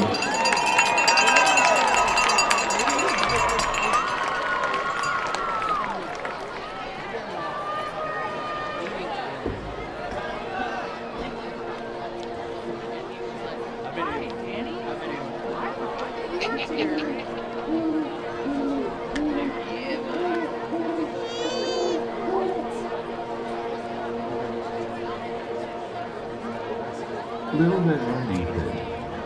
You probably know the story, but there's more to every tale than meets the eye. It's just like they always say, you can't judge a book by its cover. If you want to learn the truth, you gotta feel the pain of the paintings.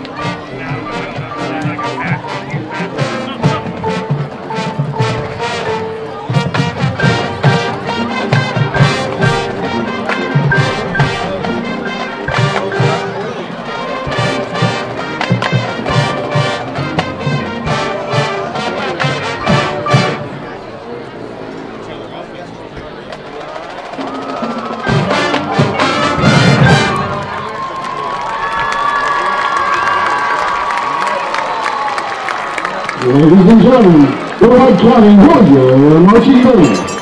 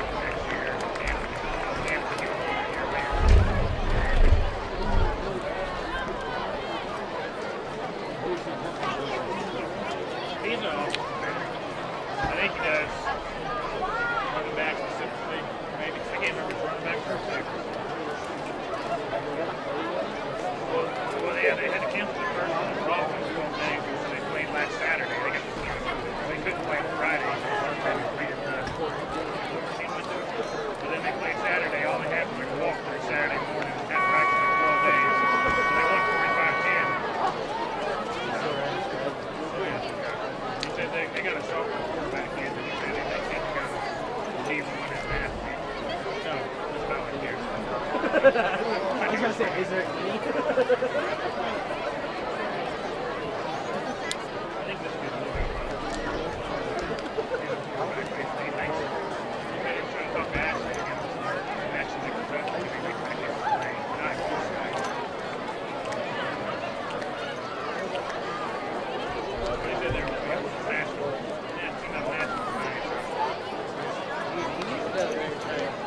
I'd like to take this opportunity to highlight some more of our Helmet Club sponsors for this season.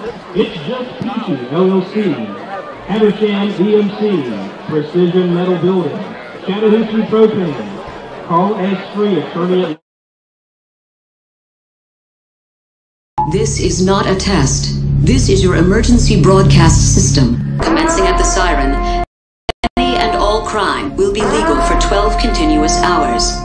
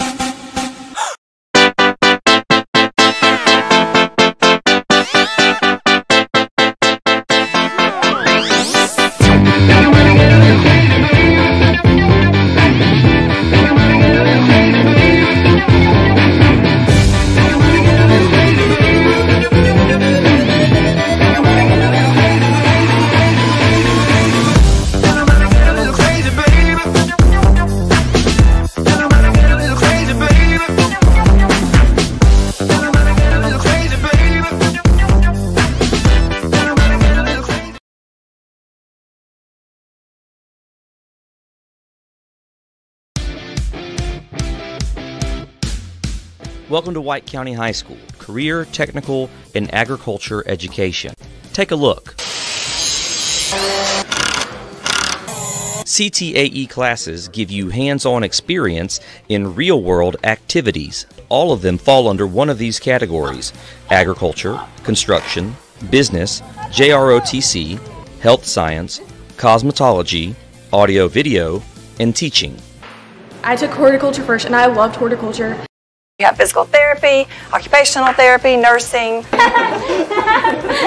get to learn a lot about engines, wiring, woodworking. I've always been interested in that kind of stuff.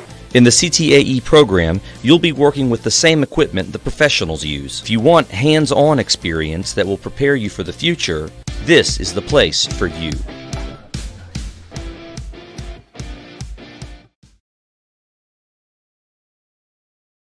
Baird's Funeral Home, located in Cleveland, Georgia, has been serving our community since 1976. Whether your family is in need of a traditional funeral, cremations, or memorial service, our hope is that you make Baird Funeral Home your choice. Big lead, 28-0 over Ridgeland. Franklin County over Lumpkin County to half, 26-0. Just about to kick off the second half here of this 2020 season opener. And I'm your host here, Jackson Rowland. If you're just now joining us, alongside Rachel Harris. And Rachel, we had a big first half there for the Warriors. They're up 34-6. What did you see that impressed you there in the first half? Oh, our offense definitely very explosive, definitely very including too. You know, we're including Jay Ben's able to get out of the pocket and run, and then we also have our big wide receivers out on the outside. And you know, the defense also stepped up there too. Had a little in between. They had a little run game get going, but other than that, our linebackers and our secondary stepped up there. And I absolutely agree. I think we saw the offense's ability to create quick scoring plays as well as maintain time of possession and milk the clock and control the game. And I think we'll see a lot more of that. I think we'll see a lot more of the run game here in the second half as they're looking to waste as much time as possible and go ahead and put this away in the books for the Warriors. And if you're the Indians, now we rely a little more on the air attack. We need some bigger plays, and I think Kenny Caldwell is going to have to really have a big second half if the Indians are going to have any chance. And Cannon's receiving this one. He's got a little open room. He'll fight all the way down to the 35-yard line. Stevens County, good return for the Warriors. That was number 11, Jerry. The Warriors starting the second half with the ball back in Jay Ben Haynes' hands. And we've talked a lot about Jay Ben tonight, and that's not to understate how good of a job this O-line is doing in protecting him, giving him time to get settled and make these throws. And we also can't understate the receivers. A lot of seniors running great routes, as well as Kane Lowry, the sophomore, stepping up and making big plays.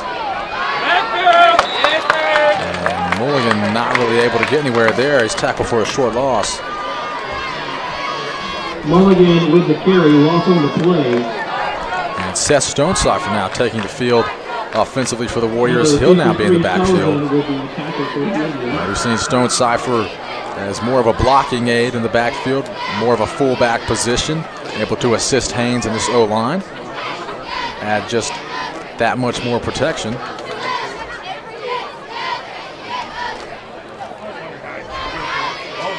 Haynes rolling out to his left, throwing off his back foot. And pass is complete. The Kane Lowry, not a huge gain, but advancing the ball nonetheless. Brings up third down.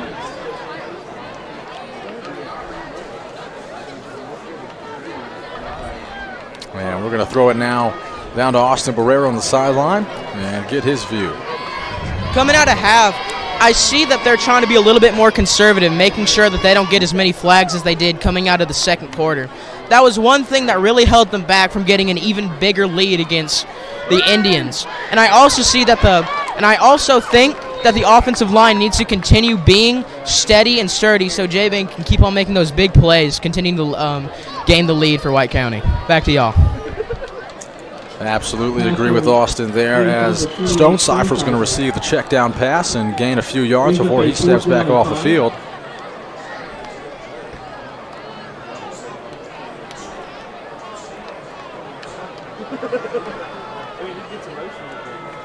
And Haynes now alone in the backfield. And ball's over his head. He's going to have to fall on it, and that is not what the Warriors needed right there. Bad snap on the punt gives the Indians prime position. And Rachel, I believe they could get 6 here, or at least a field goal. They're already in that range. I definitely think they need to capitalize on the 6 here. A field goal would be good to get some momentum going, but time left in the game, I don't think it's going to do too much for them. With this big of a deficit, putting 6 on the board is crucial. Appears to be Zach Feaster in the backfield joining Caldwell. And they're going to call his name, and immediately Warrior defense answers. Feaster with the carry, tackle. And now Seth Stonecipher again making his contribution. And there's an Indian player down on the field. Seems to be grabbing his leg. And so there's an injury timeout on the field. And we're going to throw it to commercial and try to get more update on this injury. Huddle House in Clarksville and Cleveland. Family owned and operated with pride since 2004. Serving food cooked to order like bacon huddle burgers, great wings, and big house platters. Any meal cooked to order at any time, served with Southern hospitality. Come visit us at our locations in Clarksville and across from Ingalls in Cleveland. Huddle House, voted best of the best in Georgia and runner-up in the nation.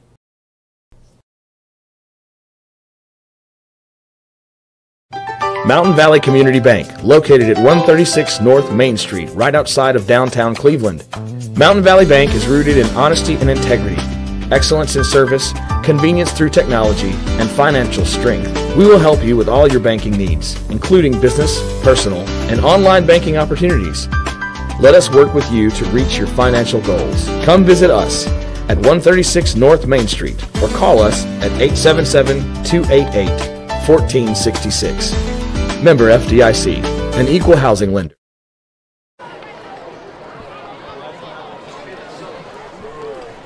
And the Indians now trying to capitalize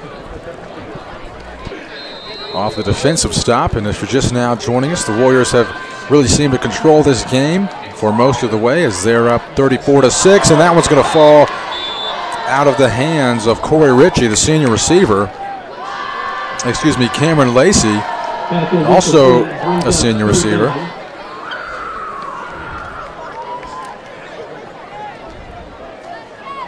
And that now makes it 3rd and long for the Indians, and very frustrating for Indian fans to see that such a big defensive stop, and fortunate for Indians that the snap went over J-Ben's head, gave them great field position, and to not capitalize here would just be devastating.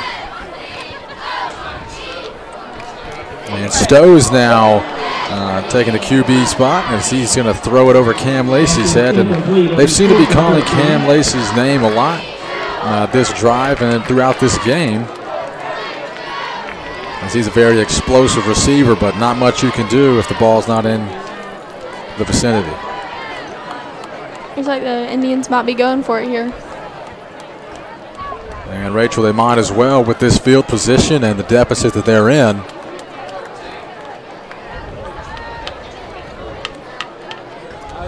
And we'll see what they're able to do down here in ace trio formation. Stowe, not a whole lot of places to go. Completes the pass, but it's going to be out of bounds. And Zy Perry not able to keep his toes inside the line. Great pressure there by the defense to make him get rid of it. And just like that, Haynes, the offense, are back on the field from a very similar spot, and they're going to get a chance to take two.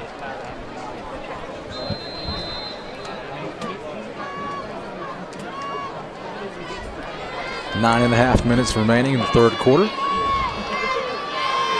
They're going to hand it off to Mulligan as he's got some room in the flats. Tries to stiff arm his way to a few more yards. As he gets shoved into the sidelines. A lot of red jerseys around him and a flag's thrown.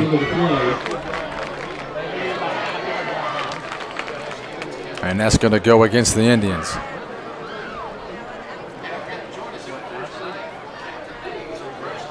And the Indians now hurting from the penalties that they began to rack up.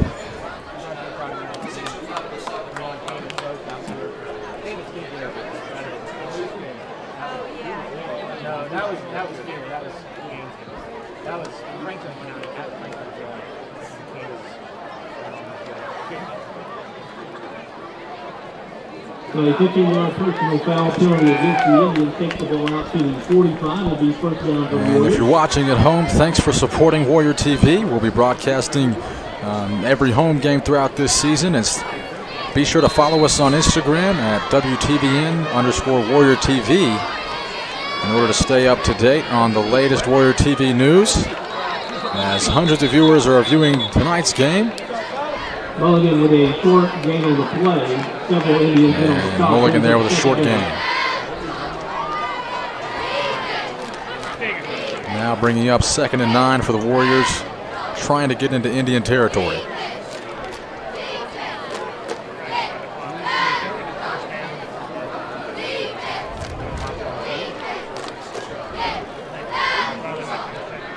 And Jacob Holbrook now in the game for the Warriors. Excuse me, that's number 29, Riley Higgins, the senior. This is his first year playing. And we'll see how he's able to make his debut at the wideout position. He's got a lot of speed. And he's going to keep it himself. And no hole really for him to get through. And Haynes not able to get much going, bringing up 3rd down, forcing the Warriors to convert. Haynes Hughes tackling the play by Watson, and also number 60, Hampton.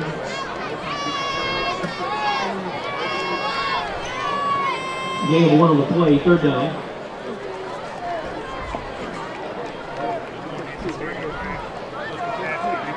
And Warriors seeming to try and milk the clock as much as possible, and there's another flag thrown.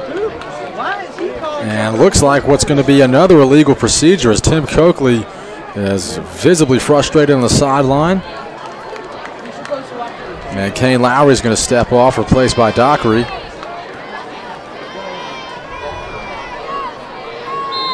And that certainly doesn't help the Warriors' chances of converting on 3rd down, Rachel.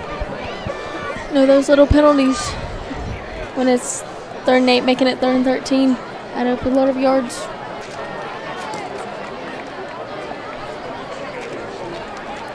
Darius Cannon now in the game for the Warriors on the wideout. Single backfield. Haynes rolling out to his left. A little bit of pressure, trying to escape. Throws off his back foot. And it'll be right over the head of Reese Dockery. And yet more yellow laundry on the field.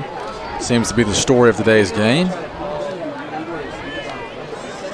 As Cooper Turner now returns to the field for White County.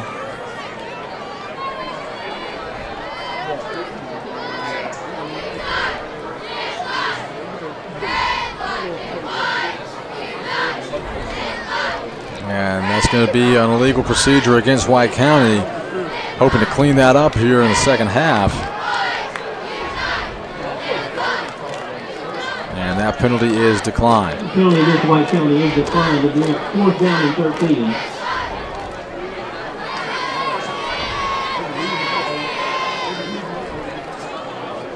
Alex Thornton coming back in for White County. As it looks, Jay Ben's going to attempt another rugby punt here. A high snap and a squib kick. And did the Warriors grab it after a hit a Stevens County jersey? It's going to be a ref's decision whether or not it's Warrior ball. A flag on the play as well. What will be the decision here with just 7 minutes left in the 3rd? Some discussion over who will have possession of this. There is a flag on the field as well.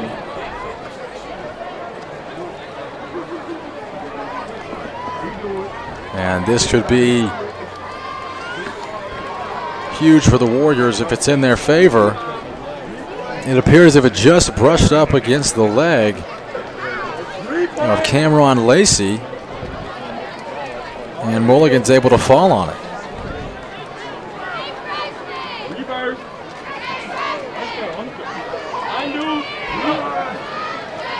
Officials talking it over. And here's the final decision. And White County has recovered. And what a play by the junior Silas Mulligan to be aware and fall on the football. And what was 4th and long for the Warriors is now First and 10 at the red zone. Huge play from the junior, and now gives Haynes a little more time to use his weapons. As we see the familiar receiver lineup in Turner, Lowry, and Cannon. As Mulligan's going to stay in the backfield and continue to build on this momentum.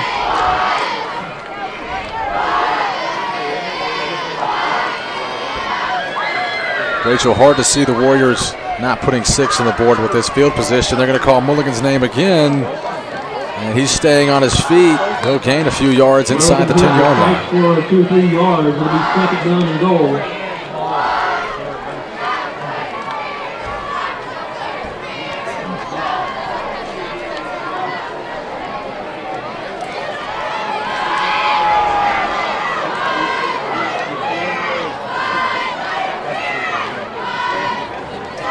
Warrior fans are energized after that big play, knowing what is to come as Haynes is going to roll out to his right, sensing a little bit of pressure.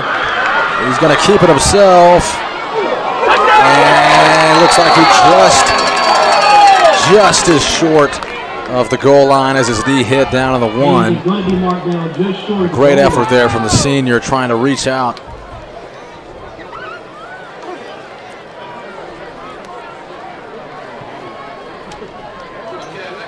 And Rachel, this next touchdown may just be the dagger in the coffin for White County. I mean, really hard for Stevens County to create, come back from this deficit with halfway through the third quarter. Yeah, I'm gonna have to agree, especially with the way things have been going with them so far. It's not been good on their side. And Jay Benz is going to keep it. And did he get in? Looks like he's just short yet again. And that's something that we see often from Haynes, is the direct snap there around the goal line, trying to punch the QB in.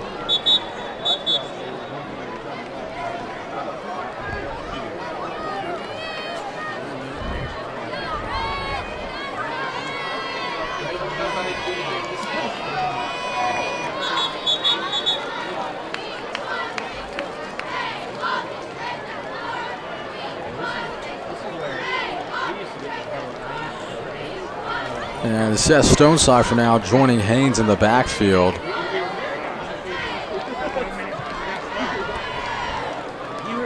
Warriors thought there was a timeout. Coach Coakley will push them back onto the field.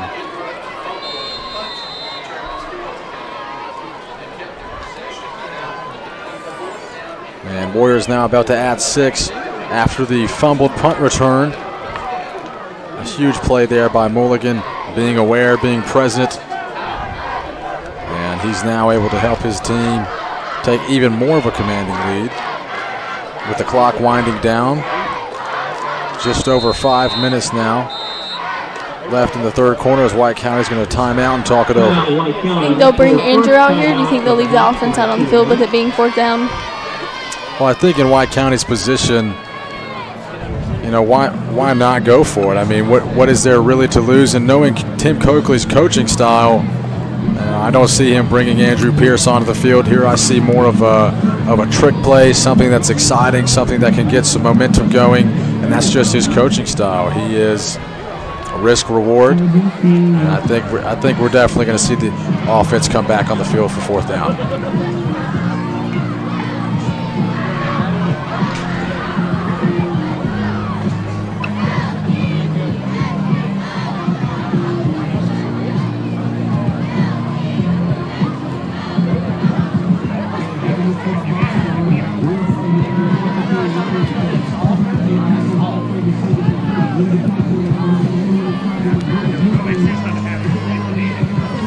And our student section now repping Hawaiian Night as to join our cheerleaders and the rest of our fans after what seems like a lifetime of waiting for high school football to be back up and running. Although the stands looks a little different tonight, it is still packed full of blue and white and keeping everything that makes the Friday Night Lights so special here at Warrior Stadium. And Mulligan again in the backfield alongside Haynes. And we've got more laundry. And it's going to be a false start against the Warriors. And that could change the strategy here. Potentially, Rachel, maybe Pierce comes on the field, and there we go. Here comes the special teams. And Coach Coakley and Chad Bennett on the sideline are fed up with the penalties. Just shows how important a penalty can be. Especially with that ball position around the goal line. Can't afford mistakes. And what could have been 6 or 7 will now just have a chance to be 3. Andrew Pierce is up, and he's 1 for 1 on the season from field goal range. Now making it 37-6 Warriors. 5 minutes, 21 seconds left to go in the third.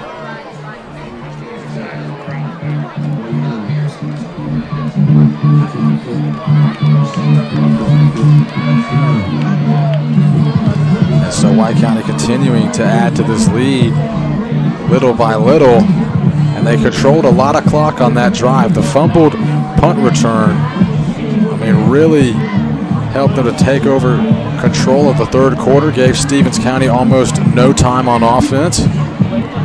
And Indians' chances slowly diminishing. And we're going to throw it back down to our sideline reporter, Austin Barrera, and get his thoughts on the field goal. Well, what I think is the defense really stopped Stevens County from scoring whenever they first had the ball near their end zone. And that led to the offense being able to get closer and closer to the end zone. They may not have been able to punch it in, but making sure that they got that field goal ensured that they still had the momentum on their side so they can keep on rolling during this game. Back to you. Absolutely cannot stress enough how important it was to at least get some points on the board and not have that play wasted. Keeps the momentum in the Warriors' favor. Austin hit the nail on the head there.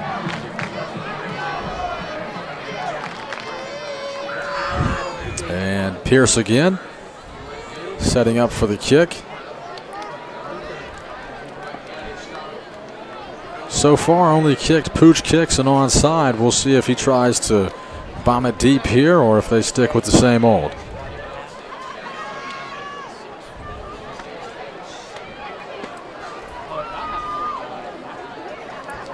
Cameron Lacey set to receive for the Indians, joined by Gamarion Carter,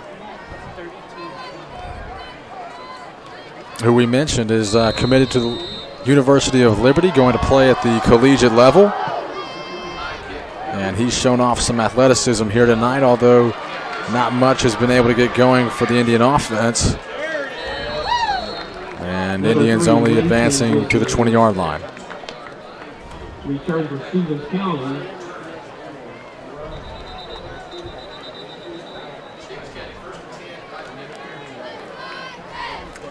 Number 22 holds up on the Warriors stand on the tackle.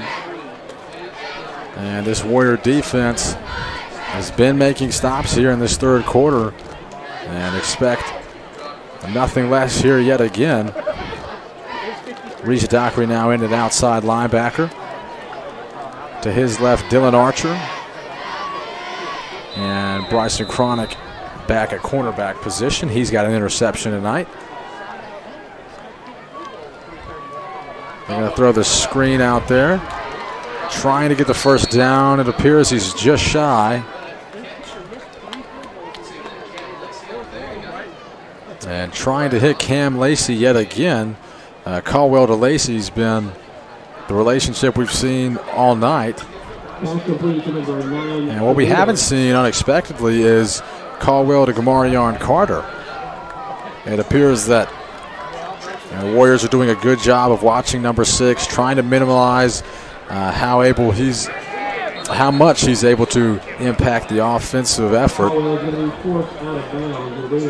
And they've done a good job of doing so. It hasn't really been a lot of deep throws from Caldwell because he's had nowhere to go. So he's forced to then check down or scramble, and that just shows you how much pressure that he's receiving from not only the linebackers, but how difficult his job is becoming because of the Warriors' secondary.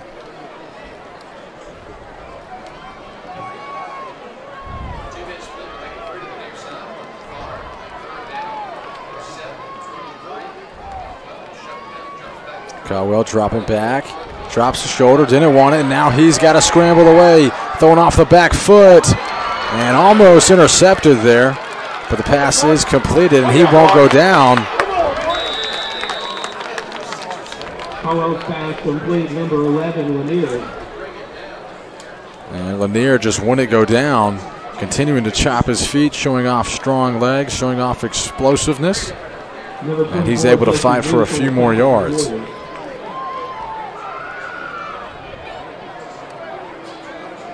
And it brings up 4th and 5 now for the Indians, and it unfortunately puts them in a punting situation with just over 4 minutes left here in the third. Their time is running out.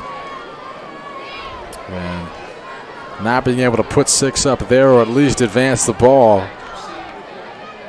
shows just how much the Indians are struggling to get the offense going, even more so than we saw in the first half. And a good end-over-end punt there, all the way down to the Warrior 29. This punt will be all the way down to the 30-yard line, 29-yard line. Warriors will have it 1st and 10. And the Warriors now expect to look for the run game. Expect to look for a long time of possession. With just under 4 minutes now remaining in the third. Warriors up 37-6.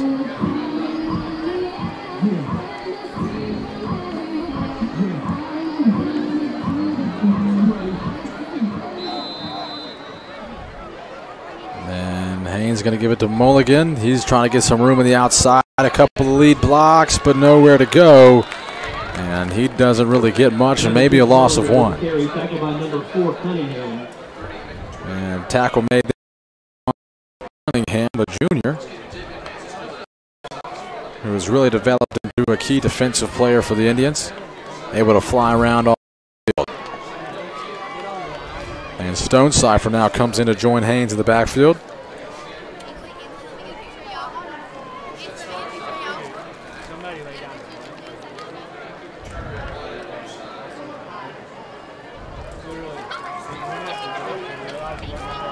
And they're going to call Stonecipher's name. He's going to punch in a few and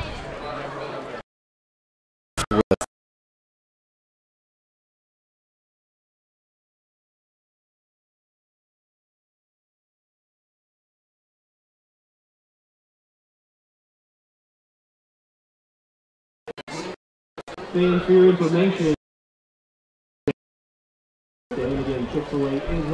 coach is giving the call into Haynes in the Warrior offense. Turner now back in at wide out alongside Jimmy King on the opposing end. And Warriors just letting the clock continue to dwindle down.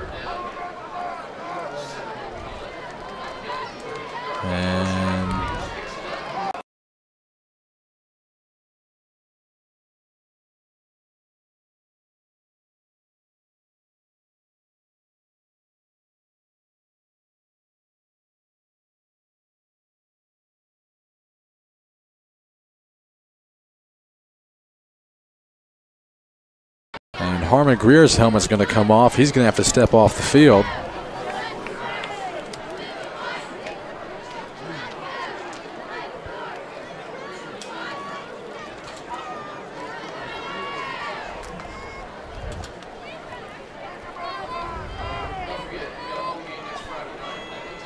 And next week, the Warriors are going to have to head to Hart County. A solid hour-and-a-half drive for the team. It'll be their first away game test in the 2020 season. That is a non-conference game, but will be a great test of strength for the Warriors. Hart County has developed quite the program over the past few years. Warrior TV, I don't believe, will be broadcasting that game due to the distance.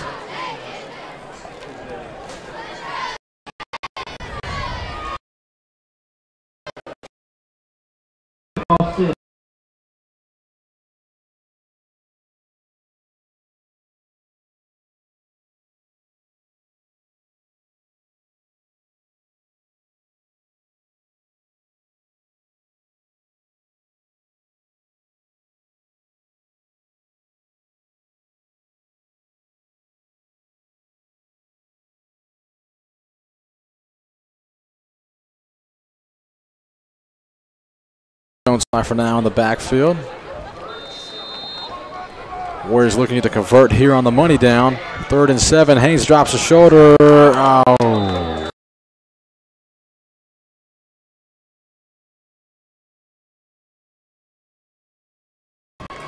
And not able to make the completion.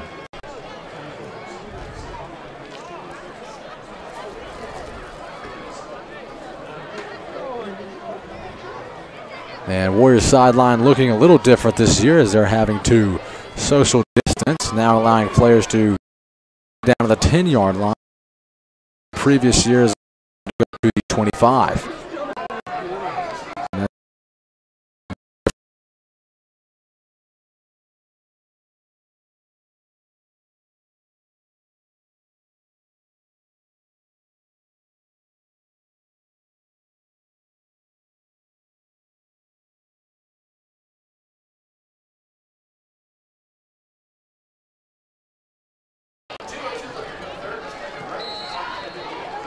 Stevens County will have the ball at their own 40. 1st and 10. 2:02 to go here in the 3rd quarter. And we'd like to give a shout out to our viewers in California, Rand and Annika Rowland, showing that once a warrior, always a warrior. Watching from about 2,000 miles away. And a shout out to all of our viewers tonight, being a part of the 2020 debut. Hopefully you'll join us for more of the home game broadcast as we follow the Warriors' road to the region championship and deep into the playoffs. And it's going to give Zach Feaster the ball.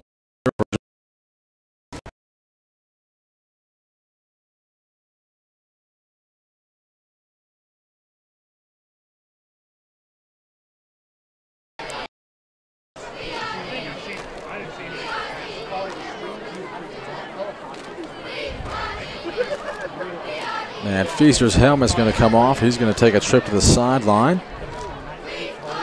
And his replacement will be Corey Ritchie, the senior. Excuse me, the sophomore. And only standing at about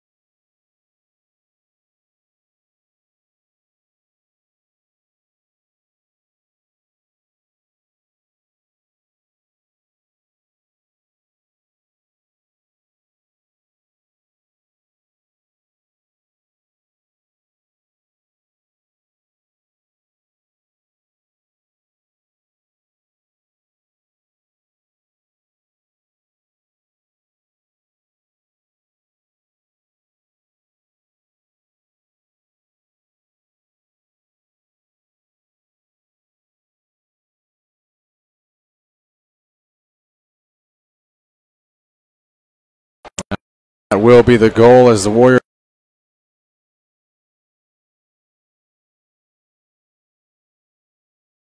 and finish off this 31-point lead they currently hold.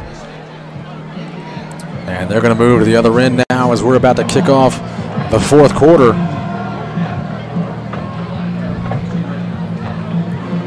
Warriors heading in 37-6.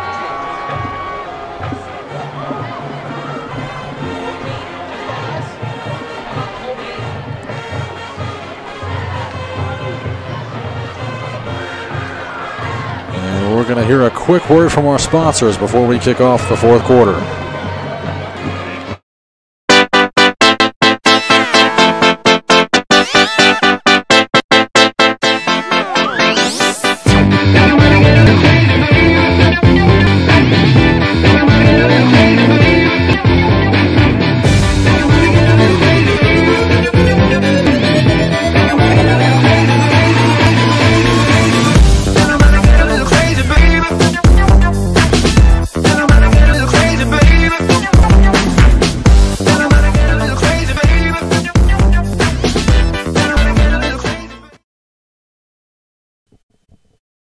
And welcome back here as we're just about to start the fourth quarter.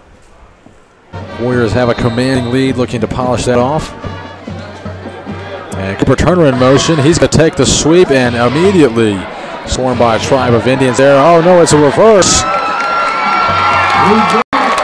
He tossed it back to Darius Cannon. That shows just how fast the sophomore is. And we're going to throw back to replay and watch that one again. And that was something they were working on in walkthroughs yesterday.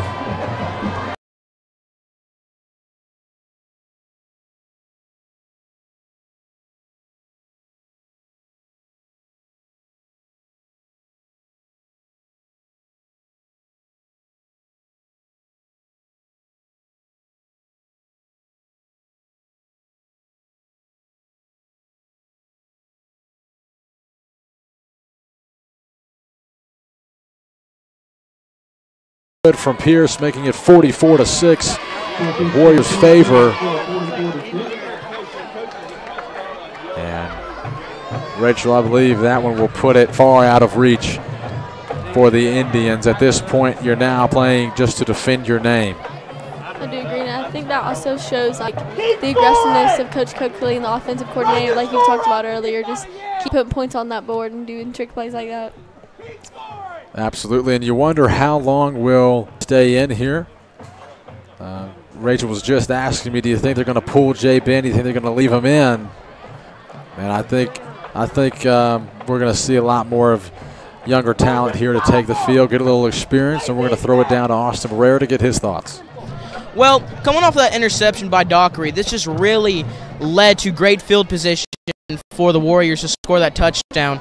Not only did Dockery read that play amazingly and got great field position, the defense themselves just locked up the Indians' offense, making it, which ultimately led to their downfall on that drive. Back to you. And that's exactly right. That interception doesn't happen without Caldwell having to really search around and scramble and look, and then ultimately make the hasty decision and a bad throw right into Dockery's hands. Great play there by the senior.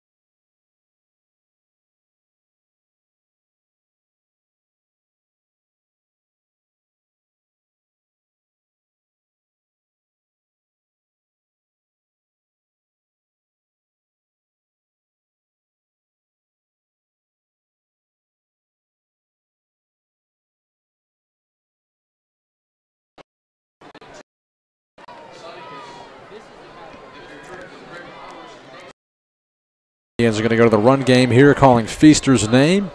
It appears he gets the first down. And it appears on the sideline we can see Jabin Haynes now warming up with Billy Carter, the junior QB. Can't help but think he'll get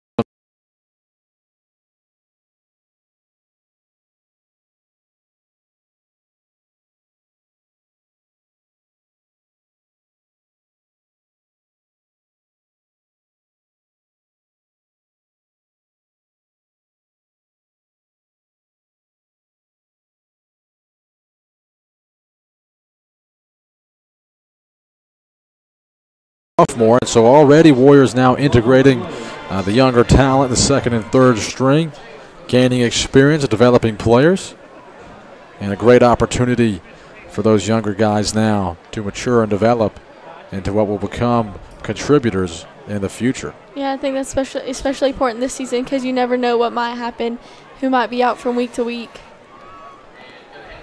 And Feaster now trying to get around the end. Nowhere really to go. That's going to bring up third down for the Indians.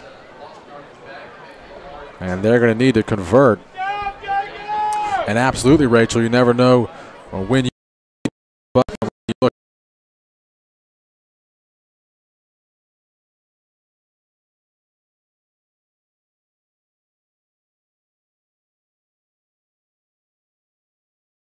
Ago. And so absolutely important for these younger guys to develop as much as they can, get as much experience as they can.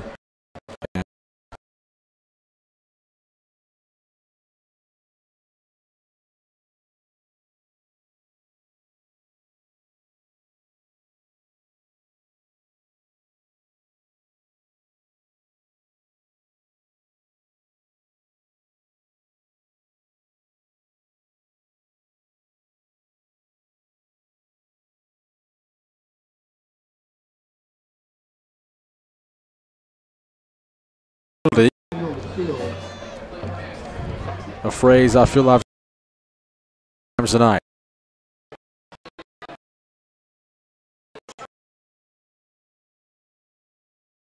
Turner.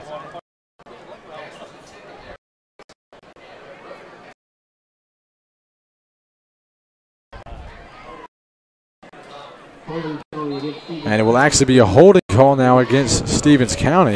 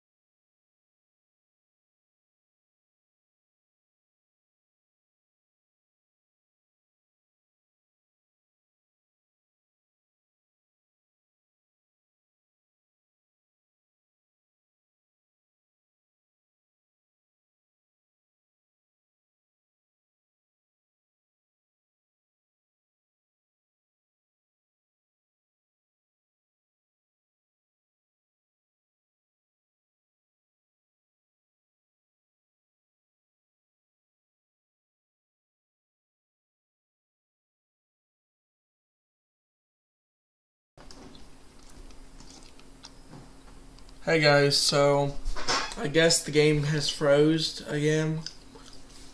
It's not working on my side, so I think the game's over, y'all. Warriors won. Yay, finally. I guess the game has froze. But I hope y'all enjoyed that video. Have a great day. See y'all later. Goodbye.